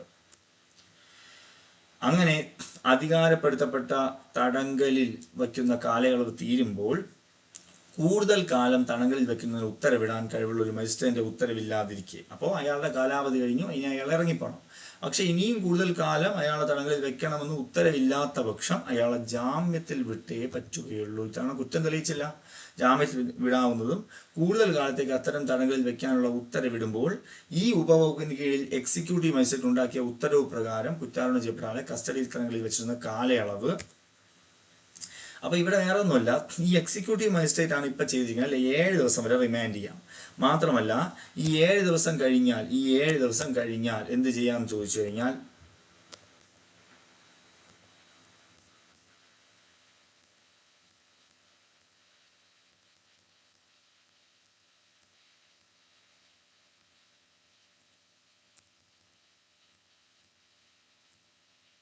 ഓക്കെ. മാത്രമല്ല കണ്ടോ, ഇവിടെ പറഞ്ഞൊരു കാര്യം കണ്ടോ, അന്വേഷണം നടന്ന പോലീസ് ഉദ്യോഗസ്ഥനോ തനിക്ക് ലഭിച്ച കേസിനോട് ബന്ധപ്പെട്ട ഡയറിയിലെ ഉൾക്കുറിപ്പുകളുടെ പകർപ്പ് സഹിതം. അപ്പൊ എക്സിക്യൂട്ടീവ് മജിസ്ട്രേറ്റ് ഇനി അത് വെച്ചുകൊണ്ടിരിക്കുന്നത്, പകരം ഇതിന്റെ പകർപ്പ് സഹിതം രേഖകൾ ഏറ്റവും അടുത്തുള്ള ജുഡീഷ്യൽ മജിസ്ട്രേറ്റിന് ആരയച്ചു കൊടുക്കണം? എക്സിക്യൂട്ടീവ് മജിസ്ട്രേറ്റ് അയച്ചു കൊടുക്കണം. കാരണം ജുഡീഷ്യൽ മജിസ്ട്രേറ്റിനെ കിട്ടാത്തതുകൊണ്ടാണ് എക്സിക്യൂട്ടീവ് മജിസ്ട്രേറ്റ് എടുത്ത് കൊണ്ടുവന്നത്. പക്ഷേ കേസുകൾ കൈകാര്യം ചെയ്യുന്നത് ജുഡീഷ്യൽ മജിസ്ട്രേറ്റ് ആയതുകൊണ്ട് തന്നെ ഇദ്ദേഹം എല്ലാ രേഖകൾ സഹിതം ആർക്ക് അയച്ചു കൊടുക്കും? എക്സിക്യൂട്ടീവ് മജിസ്ട്രേറ്റിന് അയച്ചു കൊടുക്കും. പോലീസ് കസ്റ്റഡിയിലുള്ള തടഞ്ഞുവെക്കലിന് ഈ വകുപ്പിന് കീഴിൽ അധികാരം നൽകുന്ന മജിസ്ട്രേറ്റ് അപ്രകാരം ചെയ്യുന്നതിന് തനിക്കുള്ള കാരണങ്ങൾ റെക്കോർഡാക്കണം. അപ്പോൾ ഒരാളെ പോലീസ് കസ്റ്റഡിയിലുള്ള തടഞ്ഞുവെക്കലിന് ഈ വകുപ്പിന് കീഴിൽ അധികാരം നൽകുന്ന മജിസ്ട്രേറ്റ് എന്തുകൊണ്ട് അങ്ങനെ ഞാൻ സമ്മതിക്കുന്നു, എന്തുകൊണ്ട് പോലീസ് കസ്റ്റഡിയിൽ ഞാൻ കൊടുക്കുന്നു എന്നുള്ള കാരണങ്ങൾ റെക്കോർഡ് ബുക്കിൽ എഴുതണം. അങ്ങനെയുള്ള ഉത്തരവ് ചെയ്യുന്ന ചീഫ് ജുഡീഷ്യൽ മജിസ്ട്രേറ്റ് അല്ലാത്ത ഏതെങ്കിലും മജിസ്ട്രേറ്റ്. അപ്പോൾ ഈ ചീഫ് ജുഡീഷ്യൽ മജിസ്ട്രേറ്റ് അല്ലാതെ ഏതെങ്കിലും മജിസ്ട്രേറ്റ് ആണ് ഇതിന് ഉത്തരവ് ചെയ്യുന്നതെങ്കിൽ തൻ്റെ ഉത്തരവിൻ്റെ ഒരു പകർപ്പ് ആ ഉത്തരവ് ചെയ്യുന്നതിന് തനിക്കുള്ള കാരണങ്ങളോടെ ചീഫ് ജുഡീഷ്യൽ മജിസ്ട്രേറ്റിനെ അയക്കേണ്ടതാണ്. അപ്പം ചീഫ് ജുഡീഷ്യൽ മജിസ്ട്രേറ്റ് അല്ലാത്ത ഒരു ഉദ്യോഗസ്ഥനാണ് ഈ ഉത്തരവിറക്കുന്നതെങ്കിൽ ഈ ഉത്തരവിൻ്റെ ഒരു സാരം അല്ലെങ്കിൽ കോപ്പി എന്ത് ചെയ്യണം? അതിൻ്റെ കാരണങ്ങളോടൊപ്പം ചീഫ് ജുഡീഷ്യൽ മജിസ്ട്രേറ്റിനെ അറിയിക്കണം. മജിസ്ട്രേറ്റിന് സമൻസ് കേസായി വിചാരണ ചെയ്യാവുന്ന ഏതെങ്കിലും കേസിൽ, ചെറിയ കേസുകൾ, കുറ്റാരോപണം ചെയ്യപ്പെട്ട ആളെ അറസ്റ്റ് ചെയ്ത തീയതി മുതൽ 6 മാസക്കാലത്തിനുള്ളിൽ, അപ്പോൾ സമൻസ് കേസ് അല്ലെങ്കിൽ പെറ്റി കേസ്, ചെറിയ കേസുകളൊക്കെ ആണെങ്കിൽ 6 മാസക്കാലത്തിനുള്ളിൽ അന്വേഷണം അവസാനിച്ചിട്ടില്ല എങ്കിൽ പ്രത്യേക കാരണങ്ങളാലും നീതിന്യായത്തിന്റെ താല്പര്യം പരിഗണിച്ചും അന്വേഷണം 6 മാസത്തിന് ശേഷം തുടരുന്നതിന് അനുവാദം നൽകാം. ഇത് 6 മാസം പൂർത്തിയാക്കണം എന്നാണ് പറയുന്നത് സമൻസ് കേസ്. അല്ലാത്തപ്പോൾ എന്തുകൊണ്ട് നമ്മളത് പൂർത്തിയാക്കിയില്ല എന്ന് എന്താണ് മജിസ്ട്രേറ്റിനെ അറിയിക്കണം. കണ്ടോ, മജിസ്ട്രേറ്റിനെ ബോധ്യപ്പെടുത്താത്ത പക്ഷം, ഇനി എന്തുകൊണ്ടാണ് കേസ് നീണ്ടുപോകുന്നു എന്നത് ബോധ്യപ്പെടുത്താത്ത പക്ഷം മജിസ്ട്രേറ്റ് കുറ്റത്തിന്റെ തുടർന്നുള്ള അന്വേഷണം എന്ത് ചെയ്തു? നിർത്തിവെച്ചുകൊണ്ടുള്ള ഉത്തരവിറക്കി. മനസ്സിലായോ? നിർത്തിവെച്ചുകൊണ്ടുള്ള ഉത്തരവിറക്കി. 9-ാം ഉപവകുപ്പിന് കീഴിൽ കുറ്റത്തിന്റെ തുടർന്നുള്ള അന്വേഷണം നിർത്തിവെച്ചുകൊണ്ടുള്ള ഏതെങ്കിലും ഉത്തരവ് ചെയ്തിട്ടുള്ളിടത്ത്, അപ്പോൾ ഇനിയിപ്പോൾ നിർത്തിവെച്ചേക്കല്ലേ അന്വേഷണം എങ്കിൽ സെഷൻസ് ജഡ്ജിക്ക് തനിക്ക് നൽകപ്പെട്ട, സെഷൻസ് ജഡ്ജി എന്ന് പറഞ്ഞാൽ ആരാണ്? സെഷൻസ് ജഡ്ജി അത് ജില്ലാ മജിസ്ട്രേറ്റ് ആണ്, ജില്ലാ മജിസ്ട്രേറ്റ്. ഓക്കെ, ജില്ലാ കോടതി. അപ്പോൾ സെഷൻസ് ജഡ്ജിക്ക് തനിക്ക് നൽകപ്പെട്ടിട്ടുള്ള അപേക്ഷയിന്മേലോ അല്ലാതെയോ ആ കുറ്റത്തിന്റെ തുടർന്നുള്ള അന്വേഷണം നടത്തേണ്ടതാണെന്ന് ബോധ്യമാകുന്നുവെങ്കിൽ ഈ ഉത്തരവ് റദ്ദ് ചെയ്യാം. അപ്പോൾ സെഷൻസ് ജഡ്ജിക്ക് ഈ താഴെയുള്ള വേറൊരു മജിസ്ട്രേറ്റ് റദ്ദാക്കി വെച്ചാൽ, അല്ലെ, ബ്ലോക്ക് ചെയ്ത് വെച്ചില്ലേ, നമുക്കിത് മുന്നോട്ട് പോകേണ്ട, അതുകൊണ്ട് അവസാനിപ്പിക്കണം, അല്ലെങ്കിൽ അതാണ്ട് ഇവിടെ പറഞ്ഞിരിക്കുന്നത് എന്താണ്? നിർത്തി വെച്ചുകൊണ്ടുള്ള ഉത്തരവിറക്കണം. ഇനി സെഷൻസ് കോടതിക്ക് അതിന്റെ കാരണം മനസ്സിലാകുകയാണെങ്കിൽ അദ്ദേഹത്തിന് എന്ത് ചെയ്യാം? ഇത് റദ്ദാക്കാം. ഈ ഉത്തരവ് കണ്ടോ, ഈ ഉത്തരവ് റദ്ദു ചെയ്യുകയും ജാമ്യം മറ്റ് വിഷയങ്ങളിലും അല്ലെങ്കിൽ തുടർന്നുള്ള അന്വേഷണം നടത്താൻ നിർദ്ദേശിക്കാവുന്നതുമാണ്. 188 പോലീസിലെ കീഴുദ്യോഗസ്ഥനാലുള്ള അന്വേഷണത്തിന്റെ റിപ്പോർട്ട്. പോലീസിലെ കീഴുദ്യോഗസ്ഥനാലുള്ള അന്വേഷണത്തിന്റെ റിപ്പോർട്ടാണ്. പോലീസിലെ ഏതെങ്കിലും കീഴുദ്യോഗസ്ഥൻ ഈ അധ്യായത്തിന് കീഴിലുള്ള ഏതെങ്കിലും അന്വേഷണം നടത്തിയിട്ടുള്ളപ്പോൾ അയാൾ അങ്ങനെയുള്ള അന്വേഷണത്തിന്റെ ഫലം പോലീസ് സ്റ്റേഷനിൽ ചാർജുള്ള ഉദ്യോഗസ്ഥന് റിപ്പോർട്ട് ചെയ്യണം. അപ്പോൾ പോലീസിലെ ഏതെങ്കിലും കീഴുദ്യോഗസ്ഥൻ ഈ അധ്യായത്തിന് കീഴിൽ ഏതെങ്കിലും അന്വേഷണം നടത്തിയിട്ടുണ്ടെങ്കിൽ, കീഴുദ്യോഗസ്ഥനാണ് അന്വേഷിക്കുന്നെങ്കിൽ ആ വിവരം മേലുദ്യോഗസ്ഥനെ അറിയിക്കണം, റിപ്പോർട്ട് ചെയ്യണം. തെളിവ് പോരാത്തപ്പോൾ പ്രതിയുടെ വിമോചനം. തെളിവ് പോരെങ്കിൽ എന്ത് ചെയ്യണം? വിട്ടേ വെച്ചു, വിമോചനം, അല്ലേ, വിടണം, മോചിപ്പിക്കണം. സംശയ കാരണമോ ഇല്ലെന്ന് തോന്നുന്നുവെങ്കിൽ അങ്ങനെയുള്ള ഉദ്യോഗസ്ഥൻ അങ്ങനെയുള്ള ആൾ കസ്റ്റഡിയിലാണെങ്കിൽ പോലീസ് റിപ്പോർട്ടിന്മേൽ ആ കുറ്റം നടപടിക്കെടുക്കാനും പ്രതിയെ വിചാരണയ്ക്ക് കമ്മിറ്റ് ചെയ്യുകയോ ചെയ്യാനും അധികാരപ്പെടുത്തപ്പെട്ട ഒരു മജിസ്ട്രേറ്റിന്റെ മുമ്പാകെ ഹാജരാകാൻ ആവശ്യപ്പെടുന്ന പക്ഷവും ആവശ്യപ്പെടുമ്പോഴും അപ്രകാരം ഹാജരാകുന്നതിനുള്ളതും അങ്ങനെയുള്ള ഉദ്യോഗസ്ഥൻ നിർദ്ദേശിക്കുന്നത് പോലെ ബോണ്ടോ ജാമ്യ ബോണ്ടോ ഒപ്പിട്ട് പൂർത്തീകരിക്കുന്നതിന്മേൽ അയാളെ വിട്ടയക്കണം. അപ്പോൾ ഒരാളെ അറസ്റ്റ് ചെയ്ത് കസ്റ്റഡിയിലാണെങ്കിൽ പോലീസ് റിപ്പോർട്ടിന്മേൽ ആ കുറ്റം നടപടിക്കെടുക്കാനും പ്രതിയെ വിചാരണ കമ്മിറ്റ് ചെയ്യുകയോ അധികാരപ്പെടുത്തപ്പെട്ട ഒരു മജിസ്ട്രേറ്റിന്റെ മുമ്പാകെ ഹാജരാകാൻ ആവശ്യപ്പെടുന്ന പക്ഷവും ആവശ്യപ്പെടുമ്പോഴും അയാൾ എന്ത് ചെയ്യണം? ഹാജരാകുന്നുള്ളതിനും അങ്ങനെയുള്ള ഉദ്യോഗസ്ഥ നിർദ്ദേശങ്ങൾ ബോണ്ടോ ജാമ്യ ബോണ്ടോ ഒപ്പിട്ടാൽ വിട്ടയക്കാം. ഒരാളെ പിടിച്ചു, പക്ഷേ അയാളെ വലിയ കുഴപ്പമില്ല, നിരപരാധിയാണെന്ന് തോന്നുന്നു, പക്ഷേ എന്നാലും സംശയമുണ്ട്, അതുകൊണ്ട് അയാളെ വിട്ടയക്കാം. പക്ഷേ ജാമ്യത്തിലേ വിട്ടയക്കുള്ളൂ. വെറുതെ ഇറങ്ങി പോടാന്ന് പറയില്ല, ജാമ്യത്തിലേ വിട്ടയക്കുള്ളൂ. തെളിവ് മതിയായിരിക്കുമ്പോൾ കേസുകൾ മജിസ്ട്രേറ്റിന് അയക്കണമെന്ന്. തെളിവ് പോരാത്തപ്പോഴാണ് അയാളെ വിടുന്ന കാര്യം പറഞ്ഞു. തെളിവ് മതിയാകുമ്പോൾ എന്ത് ചെയ്യാം? ഈ അധ്യായത്തിന് കീഴിലുള്ള ഒരു അന്വേഷണത്തിന്മേൽ പോലീസ് സ്റ്റേഷന്റെ ചാർജുള്ള ഉദ്യോഗസ്ഥന് മേൽ പറഞ്ഞതുപോലെ മതിയായ തെളിവോ ന്യായമായ കാരണമോ ഉണ്ടെന്ന് തോന്നുന്നുവെങ്കിൽ, മതിയായ തെളിവോ ന്യായമായ കാരണമോ ഉണ്ടെന്ന് തോന്നുന്നുവെങ്കിൽ അങ്ങനെയുള്ള ഉദ്യോഗസ്ഥൻ ഒരു പോലീസ് റിപ്പോർട്ടിന്മേൽ കുറ്റം നടപടിക്കെടുക്കാനും പ്രതിയെ വിചാരണയ്ക്ക് കമ്മിറ്റ് ചെയ്യുകയോ ചെയ്യാനും അധികാരപ്പെടുത്തപ്പെട്ട ഒരു മജിസ്ട്രേറ്റിന്റെ അടുക്കൽ പ്രതിയെ കസ്റ്റഡിയിൽ അയക്കണം. അപ്പോൾ തെളിവുണ്ട്, ഇയാളെ പിടിക്കാനുള്ള തെളിവുണ്ടെന്ന് തോന്നിക്കഴിഞ്ഞാൽ എന്ത് ചെയ്യണം? എത്രയും പെട്ടെന്ന് അധികാരപരിധിയുള്ള ഒരു മജിസ്ട്രേറ്റിന്റെ അടുക്കൽ പ്രതിയെ അയക്കണം.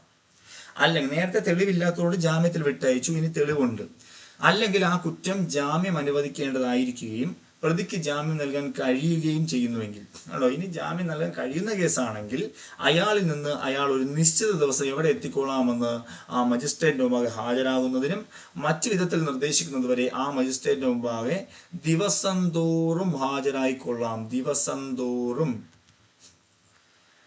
ഹാജരാകുന്നുള്ള ജാമ്യം വാങ്ങുകയോ ചെയ്യേണ്ടതാകുന്നു. അപ്പോൾ അയാൾക്ക് ജാമ്യമുണ്ടെങ്കിൽ, സംശയമുണ്ടെങ്കിൽ പോലും, തെളിവ് മതിയായിരിക്കുമ്പോൾ, തെളിവുണ്ട് എന്നാലും അയാൾക്ക് ജാമ്യമുണ്ടെങ്കിൽ ജാമ്യത്തിന് വിട്ടയക്കും. എന്നാൽ കുറ്റാരോപിതൻ കസ്റ്റഡിയിൽ ഇല്ലെങ്കിൽ, പിടിച്ചിട്ടില്ല, മജിസ്ട്രേറ്റിന് മുമ്പായി ഹാജരാകുന്നതിന് പോലീസ് ഉദ്യോഗസ്ഥൻ അത്തരം വ്യക്തിയിൽ നിന്ന് ജാമ്യം വാങ്ങണം.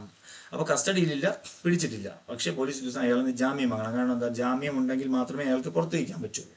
കൂടാതെ അത്തരം റിപ്പോർട്ട് കൈമാറിയ മജിസ്ട്രേറ്റ് പ്രതിയെ കസ്റ്റഡിയിൽ എടുത്തിരുന്ന കാരണത്തിൽ അത് സ്വീകരിക്കാൻ വിസമ്മതിക്കരുത്. പ്രതിക്ക് ജാമ്യമുള്ളത് കൊണ്ടാണ് പ്രതിയെ അറസ്റ്റ് ചെയ്യാത്തത്. അതുകൊണ്ട് തന്നെ പോലീസ് കൊടുക്കുന്ന റിപ്പോർട്ട് മജിസ്ട്രേറ്റ് വാങ്ങാതിരിക്കരുത്. നീ പ്രതിയെ പിടിച്ചില്ലല്ലോ, അതുകൊണ്ട് ഞാൻ നിന്നെ ഇത് വാങ്ങുന്നില്ല എന്ന് പറയരുത്. കണ്ടോ? എന്നാൽ കുറ്റാരോപിതൻ കസ്റ്റഡിയിൽ ഇല്ലെങ്കിൽ മജിസ്ട്രേറ്റിന് മുമ്പാകെ ഹാജരാകുന്നതിന് പോലീസ് ഉദ്യോഗസ്ഥൻ അത്തരം വ്യക്തിയിൽ നിന്ന് ജാമ്യം വാങ്ങണം. കൂടാതെ അത്തരം റിപ്പോർട്ട് കൈമാറിയ മജിസ്ട്രേറ്റ് പ്രതിയെ കസ്റ്റഡിയിൽ എടുത്തില്ല എന്ന കാരണത്തിൽ അത് സ്വീകരിക്കാൻ വിസമ്മതിക്കുകയും ചെയ്യരുത്.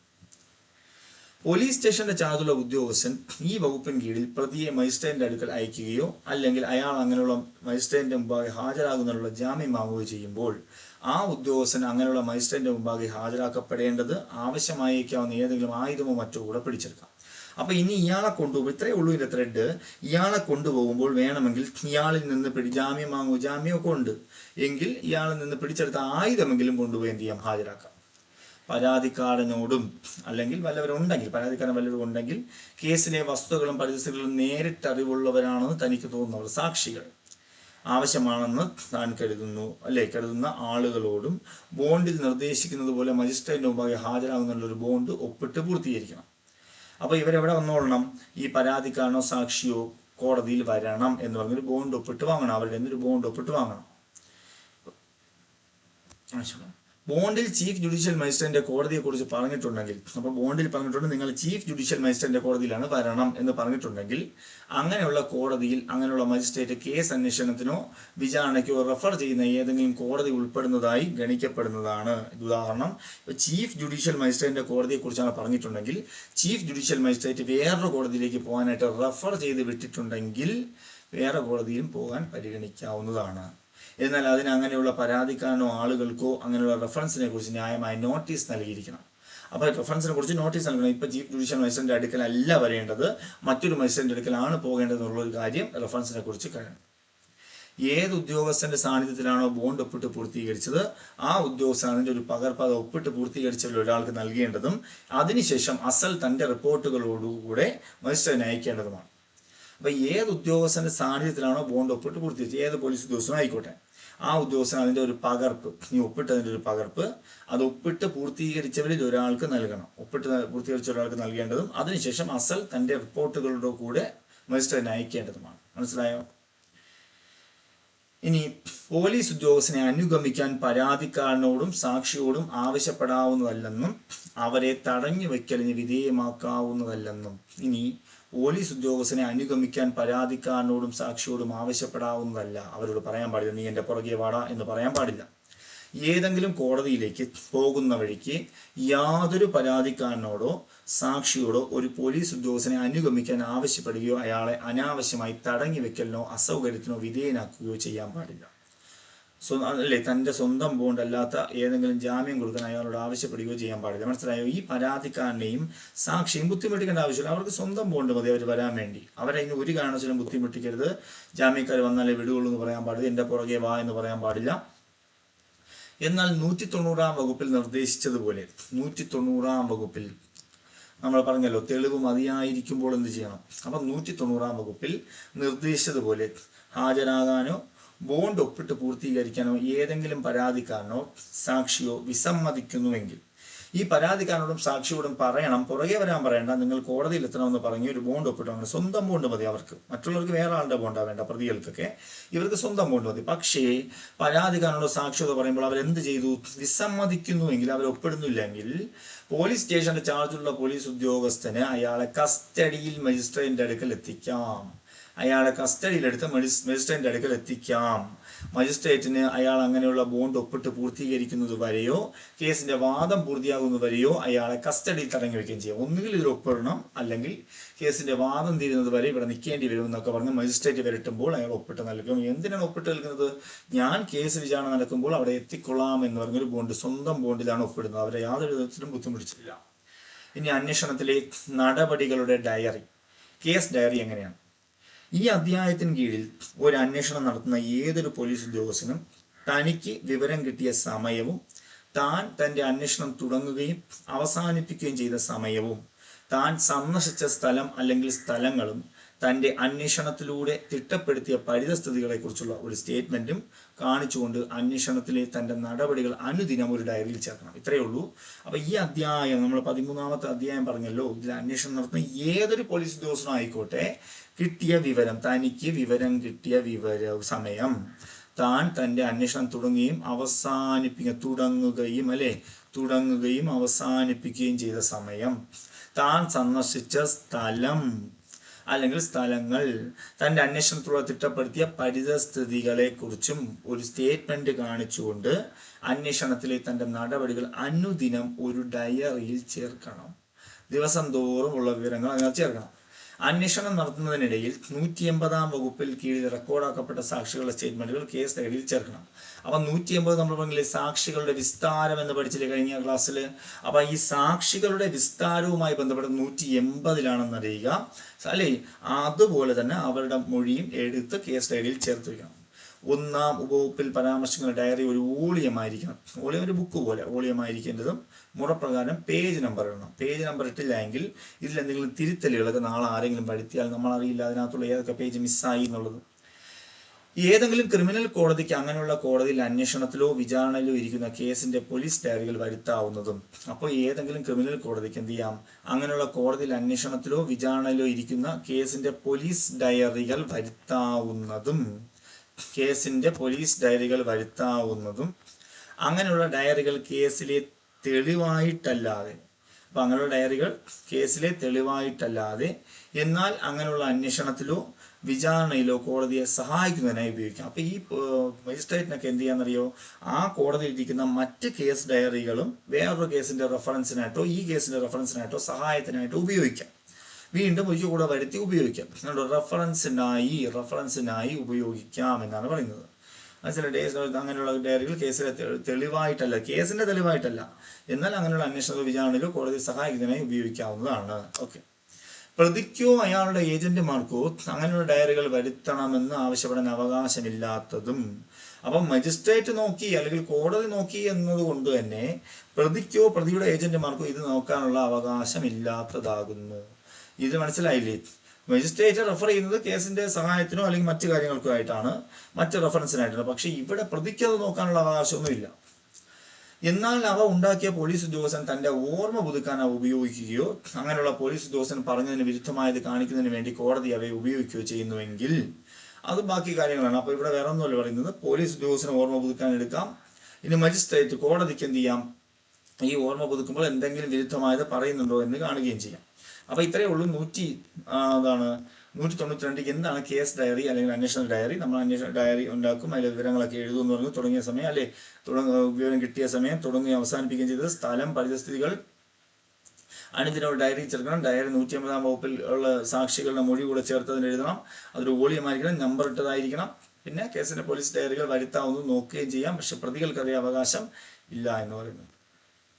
അന്വേഷണം പൂർത്തിയാക്കുന്നതിന്മേൽ പോലീസ് ഉദ്യോഗസ്ഥന്റെ റിപ്പോർട്ട്. ഇനി അന്വേഷണം പൂർത്തിയാക്കാനുള്ള റിപ്പോർട്ടാണ്, ഫൈനൽ റിപ്പോർട്ട്.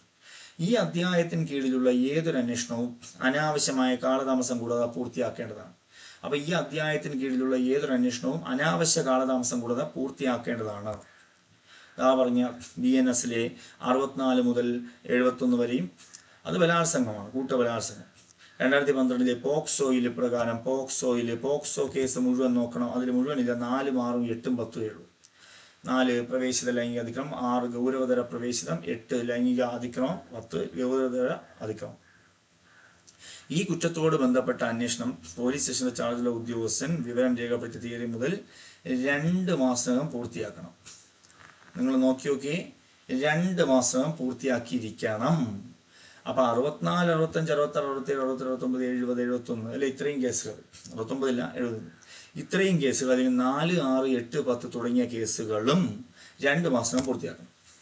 അന്വേഷണം പൂർത്തിയാക്കിയ ഉടനെ പോലീസ് സ്റ്റേഷൻ ചാർജുള്ള ഉദ്യോഗസ്ഥൻ പോലീസ് റിപ്പോർട്ടിന്മേൽ കുറ്റം നടപടിയിലെടുക്കാൻ അധികാരപ്പെടുത്തപ്പെട്ട ഒരു മജിസ്ട്രേറ്റിന് ഇലക്ട്രോണിക് രൂപത്തിൽ അയച്ചു കൊടുക്കാം. അതിലെന്തൊക്കെ വേണം? ഈ കക്ഷികളുടെ പേര്, പ്രതിയുടെ വാദിയുടെ വിവരത്തിന്റെയും പ്രകൃതം, കേസിന്റെ പരിസ്ഥിതികൾ നേരിട്ട് ഇടപെടാൻ തോന്നുന്ന ആളുകളുടെ പേര്, സാക്ഷികളുടെ പേര്, ഏതെങ്കിലും കുറ്റം ചെയ്തിട്ടുള്ളതായി തോന്നുന്നുണ്ടോ എന്നും, ഉണ്ടെങ്കിൽ അത് ആരാണത് ചെയ്തതെന്നും, പ്രതി അറസ്റ്റ് ചെയ്യപ്പെട്ടിട്ടുണ്ടോ എന്ന് എഴുതണം, കുറ്റാരോപിതനെ സ്വന്തം ബോഡിയിൽ ജാമ്യത്തിൽ വിട്ടയച്ചിട്ടുണ്ടോ എന്ന് എഴുതണം, അയാളെ 100-ാം വകുപ്പിന് കീഴിൽ കസ്റ്റഡിയിൽ അയച്ചിട്ടുണ്ടോ. 100-ാം വകുപ്പിൽ എന്ന് പറഞ്ഞാൽ ആരെങ്കിലും കാണാതായി എന്നിട്ട് അയാളെ കണ്ടുപിടിക്കുന്നത് സെർച്ച് വാറണ്ടിലൂടെ, അതാണ് 100-ാം വകുപ്പിൽ പറഞ്ഞിട്ടുള്ള കസ്റ്റഡിയിൽ അയച്ചിട്ടുണ്ട്.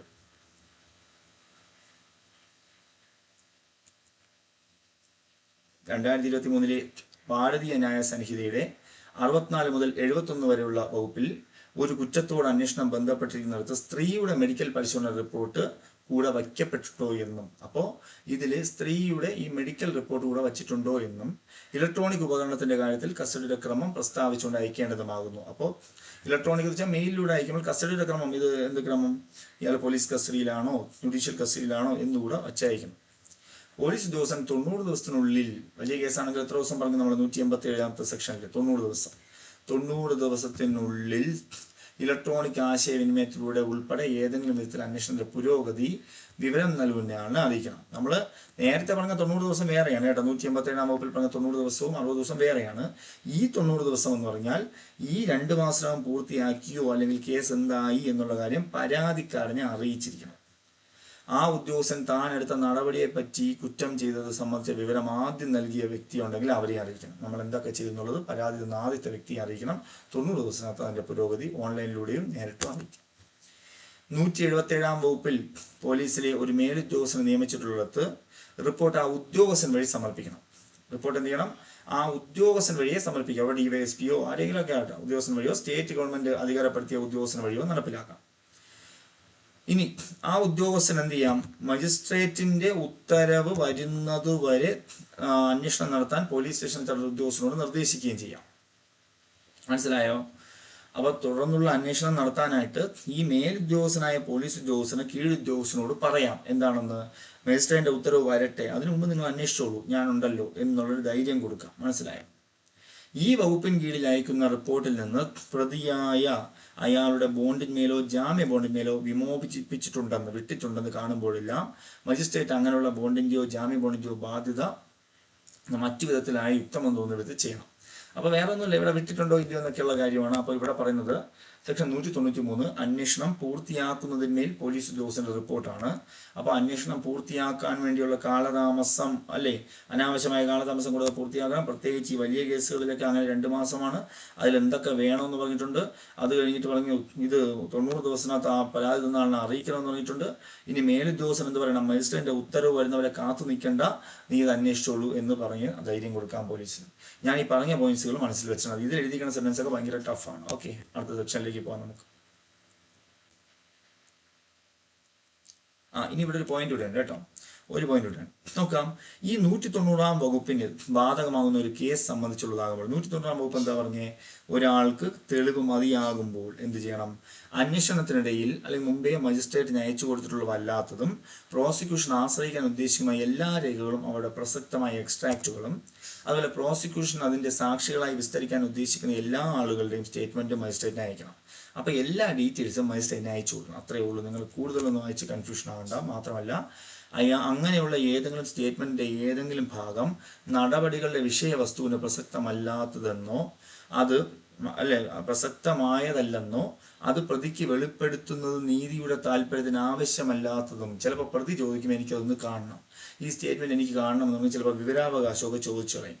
അങ്ങനെ തോന്നുമെങ്കിൽ അത് പ്രതിക്ക് ബുദ്ധിമുട്ടാണെങ്കിൽ അല്ലെങ്കിൽ പൊതു താല്പര്യത്തിന് സമീചീനമല്ലാത്തതാണെന്നോ പൊതു താല്പര്യത്തിന് ആയ വിഷയമല്ല, പൊതു താല്പര്യത്തിനാണെങ്കിൽ കൊടുത്തേ പറ്റുള്ളൂ, പൊതു താല്പര്യത്തിനായ വിഷയമല്ല, മാത്രമല്ല അവരുടെ പ്രൈവസിയെ ബാധിക്കുന്ന കാര്യമാണെങ്കിൽ അവിടെ കണ്ട് ആ ഭാഗം ചൂണ്ടിക്കാണിക്കുകയും കുറ്റാരോപണം ചെയ്യപ്പെട്ട ആൾക്ക് നൽകുന്ന പകർപ്പുകളിൽ നിന്ന് ആ ഭാഗം ഒഴിവാക്കാൻ മജിസ്ട്രേറ്റിനോട് അപേക്ഷിക്കുകയും ചെയ്യാം. അപ്പോൾ ഈ മജിസ്ട്രേറ്റിന് ഇത് ഡീറ്റെയിൽസ് എല്ലാം പോലീസ് കൊടുത്തല്ലോ റിപ്പോർട്ട്. അപ്പോൾ ഈ കുറ്റാരോപണം ചെയ്യപ്പെട്ട വ്യക്തി ഇത് കാണണമെന്നൊക്കെ പറയുകയാണ്, ഇതുപോലെ ഇത് കാണണം, എനിക്കത് വായിക്കണം എന്നൊക്കെ പറയുകയാണെങ്കിൽ പോലീസ് പറയുന്നു അതിലെ പല ഭാഗങ്ങളും ഒഴിവാക്കിയിട്ട് കൊടുക്കണമെന്നൊരു അപേക്ഷ മജിസ്ട്രേറ്റിന് കൊടുക്കും. അങ്ങനെ അപേക്ഷിക്കുന്നതിന് തനിക്കുള്ള കാരണങ്ങളും കൂടെ അതിനകത്ത് വയ്ക്കും. ഇത് കൊടുത്തു കഴിഞ്ഞാൽ ഇത് പ്രശ്നം ഉണ്ടാകും, ചിലപ്പോൾ തെളിവ് നശിപ്പിക്കപ്പെടാം, അയാൾ രക്ഷപ്പെടാം എന്നുള്ള കാരണങ്ങളൂടെ വെച്ച് തരും.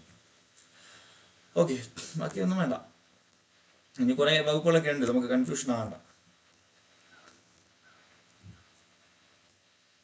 190 അതിൻ്റെ നമ്മളല്ലേ കൺഫ്യൂഷൻ ഓവറായിട്ട് വായിച്ച് കൺഫ്യൂഷൻ ആകണ്ട. നമുക്ക് അടുത്തതിലേക്ക് പോകാം. 194 ആത്മഹത്യ മുതലായവ പോലീസ് അന്വേഷിക്കുകയും റിപ്പോർട്ട് ചെയ്യുകയും ചെയ്യണം. അതായത് 194, 195, 196. നമുക്കറിയാം ഇൻക്വസ്റ്റുമായി ബന്ധപ്പെട്ട സെക്ഷൻ ഏതെന്ന് ചോദിച്ചാൽ ധൈര്യമായിട്ട് പറയണം നിങ്ങൾക്ക്. ഇൻക്വസ്റ്റ് ആണ്, ഇൻക്വസ്റ്റ് അല്ലെ, ഇൻക്വസ്റ്റ് INQUEST, ഇൻക്വസ്റ്റ്, അല്ലെങ്കിൽ ഇതിൻ്റെ മലയാളം പ്രേത വിചാരണ എന്ന് പറയുന്നു. ഇൻക്വസ്റ്റിൻ്റെ മലയാളം പ്രേത വിചാരണ. എപ്പോഴാണ് പ്രേത വിചാരണ നടത്തുന്നത്? ആത്മഹത്യ മുതലായവ പോലീസ് അന്വേഷിക്കുകയും റിപ്പോർട്ട് ചെയ്യുകയും ചെയ്യണം. എപ്പോഴാണ്?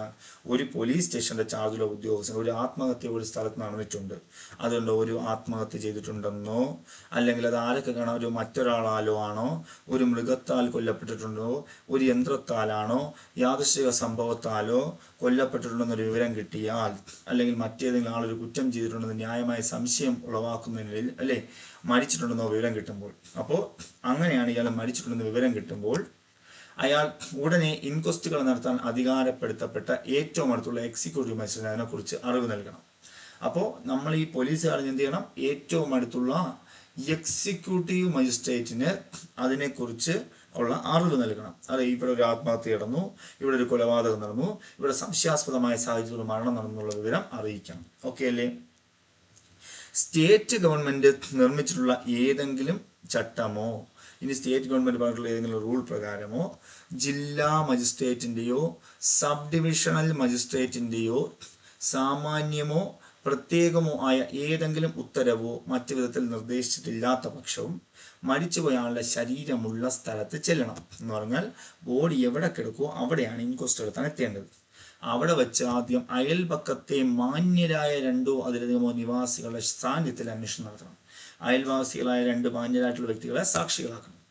ശരീരത്തിൽ കാണുന്ന മുറിവുകൾ, ഒടിവുകൾ, ചതവുകൾ തുടങ്ങിയ അടയാളങ്ങളെല്ലാം വിവരിച്ചുകൊണ്ട് ഒരു റിപ്പോർട്ട് എഴുതണം. അതുമാത്രമല്ല അതിൻ്റെ മരണത്തിൻ്റെ ഒരു ബേസിക് സ്ട്രക്ചർ മനസ്സിലാക്കിയതിന് ശേഷം സംശയമുള്ളപ്പോഴെല്ലാം നിർബന്ധമായും ചെയ്യേണ്ടത് പെട്ടെന്ന് തന്നെ ബോഡി എന്ത് ചെയ്യണം? ഒരു റിപ്പോർട്ട് കണ്ടോ അങ്ങനെയുള്ള പോലീസ് ഉദ്യോഗസ്ഥനും മറ്റാളുകളും അല്ലെങ്കിൽ അവരിൽ അതിനോ യോജിക്കുന്ന ആളുകളെല്ലാം ഒപ്പിടണം. എല്ലാവരും ഇതുമായിട്ട് ബന്ധപ്പെട്ട് ഇതാണ് മരണകാരണം എന്ന് പറഞ്ഞ് സാക്ഷികളായിട്ടുള്ളവരും ഇതിനോട് യോജിക്കുന്നവരൊക്കെ ഒപ്പിടണം. ജില്ലാ മജിസ്ട്രേറ്റോ സബ് ഡിവിഷണൽ മജിസ്ട്രേറ്റോ 24 മണിക്കൂറിൽ അയക്കുകയാണ്. ഇത് ആർക്ക് അയക്കണം?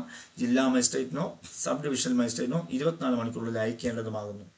ഇനി വിവാഹം കഴിഞ്ഞ് 7 വർഷത്തിനുള്ളിൽ ഒരു സ്ത്രീ ആത്മഹത്യ ചെയ്ത കേസാണെങ്കിലും, ഒരു സ്ത്രീയുടെ വിവാഹം കഴിഞ്ഞ് 7 വർഷത്തിനുള്ളിൽ സ്ത്രീ മറ്റേതെങ്കിലും സാഹചര്യത്തിൽ അല്ലെങ്കിൽ സംശയമുണ്ടെത്തുന്ന സാഹചര്യത്തിൽ മരണപ്പെട്ടാലോ, ഒരു സ്ത്രീയുടെ വിവാഹം കഴിഞ്ഞ് 7 വർഷത്തിനുള്ളിൽ നടന്ന സ്ത്രീയുടെ മരണത്തോട് ബന്ധം ഇതെല്ലാം മരണം ആത്മഹത്യ പ്രശ്നമാണ് എന്ന് തോന്നുമെങ്കിൽ എല്ലാം, അല്ലെങ്കിൽ തന്നെ മരണകാരണത്തെക്കുറിച്ച് എന്തെങ്കിലും സംശയമുള്ളപ്പോഴോ അങ്ങനെ ചെയ്യുന്നത് സമീചീനമാണെന്ന് പോലീസിന് തന്നെ തോന്നുകയാണെങ്കിൽ ഇത് ആവശ്യമാണ്, ഇൻക്വസ്റ്റ് ആവശ്യമാണ്, പോസ്റ്റ്മോർട്ടം ആവശ്യമാണെന്ന് തോന്നുകയാണെങ്കിൽ സ്റ്റേറ്റ് ഗവൺമെന്റ് ഇതിലേക്കായി നിർണ്ണയിക്കുന്ന രീതിയിലുള്ള ഒരു ആശുപത്രിയിൽ അല്ലെങ്കിൽ ഒരു ഡോക്ടറിനെ കൊണ്ടോ, ഒരു മെഡിക്കൽ സിവിൽ സർജനെ കൊണ്ടോ, സ്റ്റേറ്റ് ഗവൺമെന്റിലേക്കായി നിയമിക്കുന്ന ഉദ്യോഗസ്ഥനെ കൊണ്ടോ എത്രയും പെടുന്ന കാലാവസ്ഥയുടെയും ദൂരത്തിന്റെയും സ്ഥിതി പരിശോധിച്ചതിന് ശേഷം ഈ ബോഡി എന്താകരുത്, ഉപയോഗശൂന്യമാക്കത്തക്ക വിധം വഴിയിൽ വെച്ച് അഴുകിപ്പോകാനുള്ള സാധ്യത കൂടെ പരിശോധിച്ച് അത് പരിഗണിച്ച് അഴുകാത്ത രീതിയിൽ കൊണ്ടെത്തിക്കണം. ഈ ബോഡി എത്രയും വേഗം സിവിൽ സർജന് പോസ്റ്റ്മോർട്ടം നടത്താനായി എത്തിക്കണം. ബോഡി വഴിയിൽ വെച്ച് അഴുകി പോകാത്ത രീതിയിൽ ശ്രദ്ധിക്കുകയും വേണം. ഇനി പറയുന്ന മജിസ്ട്രേറ്റുമാരെ, അതായത് ഒരു പ്രീവിയസ് ക്വസ്റ്റ്യൻ ആണ്, ആർക്കൊക്കെയാണ് ഇൻക്വസ്റ്റ് നടത്താൻ അധികാരമുള്ളത്? 1 ജില്ലാ magistrate, 2 sub divisional magistrate, 3 state ഗവൺമെന്റോ ജില്ലാ മജിസ്ട്രേറ്റോ അധികാരപ്പെടുത്തിയ ഏതെങ്കിലും ഒരു എക്സിക്യൂട്ടീവ് മജിസ്ട്രേറ്റ്. ഇവർക്കാണ് ഇൻക്വസ്റ്റ് നടത്താൻ അധികാരമുള്ളത്. അപ്പോൾ ഇൻക്വസ്റ്റ് നടത്താൻ അധികാരമുള്ള ആരൊക്കെയാണ്? ജില്ലാ magistrate, sub divisional magistrate, state ഗവൺമെന്റോ അല്ലെങ്കിൽ ഗവൺമെന്റ് പ്രത്യേകം അധികാരപ്പെടുത്തി ജില്ലാ മജിസ്ട്രേറ്റോ അധികാരപ്പെടുത്തിയുള്ള ഏതെങ്കിലും ഒരു എക്സിക്യൂട്ടീവ് മജിസ്ട്രേറ്റിന് ഇൻക്വസ്റ്റ് നടത്താം. ഇനി ആളുകളെ സമൻ ചെയ്യാനുള്ള അധികാരം. സമൻ എന്ന് പറഞ്ഞാൽ വിളിച്ചു വരുത്താം. ആരൊക്കെയാണ്? ഈ 194 വകുപ്പിൽ ഒരു ബോഡി കിടന്നല്ലോ, ആ ബോഡി കിടന്നു, അതിന്റെ മരണകാരണമൊക്കെ കണ്ടല്ലോ. മരണകാരണം കണ്ടപ്പോൾ ഇതുമായിട്ട് യോജിക്കുന്ന അത്രയും ആളുകളുണ്ടോ? മേൽ പറഞ്ഞ 2ഓ അതിലധികമോ ആളുകളെയും കേസിന്റെ വസ്തുതകൾ നേരിട്ടറിയുന്നവനായി കാണുന്ന മറ്റാളുകളെയും. അപ്പൊ ഇത് നേരിട്ട് കണ്ട ആളുകൾ അല്ലെങ്കിൽ നേരിട്ട് അറിവുള്ള ആളുകളായിട്ട് സാക്ഷികളായി വിളിച്ചു വരുത്താം. അവരെ ലിഖിതമായ ഉത്തരവ് വഴി സമൻ ചെയ്യാവുന്ന വിളിച്ചു വരുത്താം. അങ്ങനെയുള്ള സമൻ ചെയ്യപ്പെട്ട ഏതൊരാളും ഹാജരാകുകയും വേണം, അല്ലേ? മാത്രമല്ല അവരൊരു പ്രതിയാകാത്ത രീതിയിലുള്ള ചോദ്യങ്ങൾക്ക് എന്ത് ചെയ്താൽ മതി? ഉത്തരം പറയുകയും വേണം. അവരെ ഒരു ദണ്ഡനത്തിനോ ശിക്ഷയ്ക്കോ കണ്ടുകെട്ടലിനോ വിധേയനാക്കാനുള്ള ചോദ്യങ്ങൾക്ക് ഒഴികെ ബാക്കി എല്ലാത്തിനും എന്ത് ചെയ്യണം? സത്യസന്ധമായി ഉത്തരം പറയണം. നമ്മൾ സാക്ഷികളോട് പറഞ്ഞില്ലേ, അവർ പ്രതിയാകരുത്. അവർ പ്രതിയാകാത്ത രീതിയിൽ സാക്ഷികളായിട്ട് അവരുടെ മൊഴിയൊക്കെ എഴുതിയെടുക്കണം. എന്നാൽ സ്ത്രീയോ അല്ലെങ്കിൽ 15 വയസ്സുള്ള ഒരാളെയൊക്കെ എന്ത് ചെയ്യരുത്? വിളിച്ചു വരുത്തുമെന്ന് പറഞ്ഞിട്ടുണ്ട്. മനസ്സിലായോ? അവർ അസുഖമുള്ള ആളെയോ 15 വയസ്സിൽ താഴെയുള്ള കുട്ടിയോ 60 വയസ്സിന് മുകളിലുള്ള ആളെയോ ഒന്നും ഒരു കാരണവശാലും നിർബന്ധിതമായി വിളിച്ചു വരുത്തുവാൻ പാടില്ല. അവർ പറയുന്ന സ്ഥലത്ത് പോയി മൊഴിയെടുക്കണം എന്നിവിടെ പറയുന്നുണ്ട്. ഇനി മരണകാരണത്തെക്കുറിച്ചുള്ള മജിസ്ട്രേറ്റിന്റെ അന്വേഷണ വിചാരണ, ഫൈനൽ ലാസ്റ്റ് സെക്ഷനാണ് നമ്മളെ BNSSലെ. അപ്പൊ 194, 195, 196 പ്രേത വിചാരണയാണ്, ഇൻക്വസ്റ്റുമായി ബന്ധപ്പെട്ടാണ്. 194 വകുപ്പിലെ 3-ാം വകുപ്പ് പ്രകാരം പറയുന്ന ഇതെന്തോ ആയിക്കോട്ടെ, നമ്മളിതിൽ പറയുന്ന പ്രധാനപ്പെട്ട കാര്യം, ഇൻക്വസ്റ്റുകൾ നടത്താൻ അധികാരപ്പെട്ടുള്ള ഏറ്റവും അടുത്തുള്ള മജിസ്ട്രേറ്റ് നടത്തണം. മനസ്സിലായ? ഏറ്റവും അടുത്തുള്ള ഇൻക്വസ്റ്റ് നടത്താൻ അധികാരപ്പെട്ട ഏറ്റവും അടുത്തുള്ള മജിസ്ട്രേറ്റ് നടത്തുകയും വേണം. 194 വകുപ്പിലെ 1-ാം വകുപ്പിൽ പറഞ്ഞിട്ടുള്ള മറ്റേതെങ്കിലും സംഗതിയിൽ പോലീസ് ഉദ്യോഗസ്ഥർ നടത്തിയ അന്വേഷണത്തിന് പകരമായോ അതിനു പുറമെയോ മരണകാരണത്തെക്കുറിച്ചുള്ള അന്വേഷണ വിചാരണ അപ്രകാരം അധികാരപ്പെടുത്തപ്പെട്ടുള്ള ഏതെങ്കിലും മജിസ്ട്രേറ്റിന് നടത്താവുന്നതാണ്. അപ്പൊ ഏത് മജിസ്ട്രേറ്റിനും എന്ത് ചെയ്യാം? ഇൻക്വസ്റ്റ് നടത്താം. അദ്ദേഹം അപ്രകാരം ചെയ്യുന്നുവെങ്കിൽ അദ്ദേഹത്തിന് അത് നടത്തുന്നതിൽ ഒരു കുറ്റത്തെക്കുറിച്ച് അന്വേഷണ വിചാരണ നടത്തുന്നതിന് തനിക്കുണ്ടായിരുന്ന എല്ലാ അധികാരങ്ങളും ഉണ്ടായിരിക്കും. അപ്പൊ അദ്ദേഹം ഈ ഇൻക്വസ്റ്റ് നടത്തുമല്ലോ. ഇൻക്വസ്റ്റ് നടത്തുമ്പോൾ അദ്ദേഹത്തിന് അത് നടത്തുന്നതിൽ ഒരു കുറ്റത്തെക്കുറിച്ച് അന്വേഷണ വിചാരണ എന്ന് പറഞ്ഞാൽ ഇൻക്വയറി നടത്താൻ തനിക്കുണ്ടായിരുന്ന എല്ലാ അധികാരവും അദ്ദേഹത്തിനും ഉണ്ടായിരിക്കും. എപ്പോഴാണ് ഇത് ചെയ്യുന്നത്? ഒരാൾ മരിക്കുകയോ അപ്രത്യക്ഷനാവുകയോ ഒരു സ്ത്രീയെ ബലാത്സംഗം ചെയ്തതായി ആരോപിക്കപ്പെടുന്ന കേസിലോ അപ്പോൾ ഈ സംഹിത പ്രകാരം പോലീസ് നടത്തിയ അന്വേഷണ വിചാരണയ്ക്കോ അന്വേഷണത്തിനോ പുറമെ കുറ്റം ചെയ്യപ്പെട്ട സ്ഥലത്തിനുമേൽ തദ്ദേശാധികാരികളുള്ള ജുഡീഷ്യൽ മജിസ്ട്രേറ്റ് അന്വേഷണ വിചാരണ നടത്തേണ്ടതാണ്. അപ്പൊ ഇങ്ങനത്തെ കേസിലൊക്കെ ആര് ചെയ്യണം? ആ തദ്ദേശ അതിർത്തികൾക്കുള്ള ഒരു ജുഡീഷ്യൽ മജിസ്ട്രേറ്റ് ആണ് അന്വേഷണം നടത്തേണ്ടത്. അങ്ങനെയുള്ള അന്വേഷണ വിചാരണ നടത്തുന്ന മജിസ്ട്രേറ്റ് അത് സംബന്ധിച്ച് താൻ എടുക്കുന്ന തെളിവ് ഇതിന് ശേഷം പറയുന്ന രീതിയിലായിരിക്കണം റെക്കോർഡാക്കേണ്ടത്. അപ്പോൾ അങ്ങനെയുള്ള അന്വേഷണ വിചാരണ നടത്തുന്ന മജിസ്ട്രേറ്റ് എന്ത് ചെയ്യണം? ഇത് സംബന്ധിച്ച് താൻ എടുക്കുന്ന തെളിവ് ഇതിന് ശേഷം നിർണയിച്ചുള്ള രീതിയിൽ റെക്കോർഡാക്കണം. ഏതൊക്കെയാണ്? മാത്രമല്ല മറവ് ചെയ്ത് കഴിഞ്ഞ ഏതെങ്കിലും ആളുടെ ശരീരം പോലും അയാളുടെ മരണത്തിന്റെ കാരണം കണ്ടുപിടിക്കുന്നതിന് വേണ്ടി വേണമെങ്കിൽ പുനഃപരിശോധിക്കുകയും ചെയ്യാം. അപ്പം മറവ് ചെയ്തത്, അടക്കം ചെയ്ത ബോഡി പോലും എന്ത് ചെയ്യാം? തിരിച്ചെടുക്കാൻ പറ്റും ഈ ഇതില്. മനസ്സിലായില്ലേ? അപ്പം ഇത്രയും കാര്യങ്ങളൊക്കെയാണ്. അതുമാത്രമല്ല ഈ വകുപ്പിൻ കീഴിൽ അങ്ങനെ തിരിച്ചെടുക്കുമ്പോൾ ഈ പോസ്റ്റ്മോർട്ടം നടക്കുമ്പോൾ കണ്ടോ, അന്വേഷണ വിചാരണ നടത്തുന്ന സമയത്ത് മജിസ്ട്രേറ്റ് പ്രായോഗികമാകുന്നിടത്തെല്ലാം മരിച്ചുപോയ ആളുമായി ബന്ധുത്വമുള്ളവരിൽ ആരുടെയെല്ലാമാണോ, ഈ മരിച്ചുപോയ ആളുടെ ബന്ധുത്വമുള്ളവരിൽ ആരുടെയെല്ലാമാണോ പേരും മേൽവിലാസവും അറിയുന്നത് അവരോടെല്ലാം ഇതിൽ സഹകരിച്ച് സന്നിഹിതരാകാൻ അറിയിക്കാം, അപേക്ഷ കൊടുക്കാം, അനുവദിക്കുകയും ചെയ്യാം. രണ്ടാം ഉപവകുപ്പിൻ കീഴിൽ അന്വേഷണ വിചാരണയോ അന്വേഷണമോ നടത്തുന്ന ഉദ്യോഗസ്ഥനോ, അപ്പോൾ രണ്ടാം ഉപവകുപ്പിൻ കീഴിൽ അന്വേഷണ വിചാരണയോ അന്വേഷണമോ നടത്തുന്ന മജിസ്ട്രേറ്റിനോ എക്സിക്യൂട്ടീവ് മജിസ്ട്രേറ്റോ പോലീസ് ഉദ്യോഗസ്ഥനോ ഒരാളുടെ മരണം സംഭവിച്ച് 24 മണിക്കൂറിനുള്ളിൽ ശരീരം പരിശോധനയ്ക്കായി ലിഖിതമായ ഉത്തരവ് വഴി ഏറ്റവും അടുത്തുള്ള സിവിൽ സർജനിലെ അയക്കണം. അപ്പോൾ ഇത്രയൊക്കെയാണ് നമ്മുടെ ഈ ഒരു മോഡ്യൂളിൽ പറയുന്നത്. അപ്പോൾ നമ്മൾ ആദ്യം പഠിച്ചത് 184 ബലാത്സംഗവുമായി ബന്ധപ്പെട്ട ബലാത്സംഗ കേസിലെ ഇരയായ വ്യക്തിയുടെ പരിശോധന, 85 സെർച്ചുമായിട്ട് ബന്ധപ്പെട്ട കാര്യമാണ്. പിന്നെ റിപ്പോർട്ടുകളുടെ കാര്യമാണ്. തെളിവ് മതിയാകുമ്പോൾ എന്ത് ചെയ്യണം, മതിയാകാത്തപ്പോൾ എന്ത് ചെയ്യണം, 189 190. അത് കഴിഞ്ഞിട്ട് റെക്കോർഡുകൾ എങ്ങനെയാണ്, കേസ് ഡയറി എങ്ങനെയായിരിക്കണം പറഞ്ഞു. ഇൻക്വസ്റ്റുകൾ നമ്മൾ പറഞ്ഞു 194 195 196. ഇത് 3 ഇൻക്വസ്റ്റുകളുമായി ബന്ധപ്പെട്ട സെക്ഷനാണ്. ഓക്കെ ആണോ? അപ്പോൾ ഇത് നിങ്ങൾക്ക് നല്ലവണ്ണം മനസ്സിലായെന്ന് ഞാൻ വിശ്വസിക്കുന്നു. ഓക്കെ അപ്പോൾ മനസ്സിലായെന്ന് വിശ്വസിക്കുന്നു. ലാസ്റ്റ് ഭാഗമാണ്. Okay, thank you.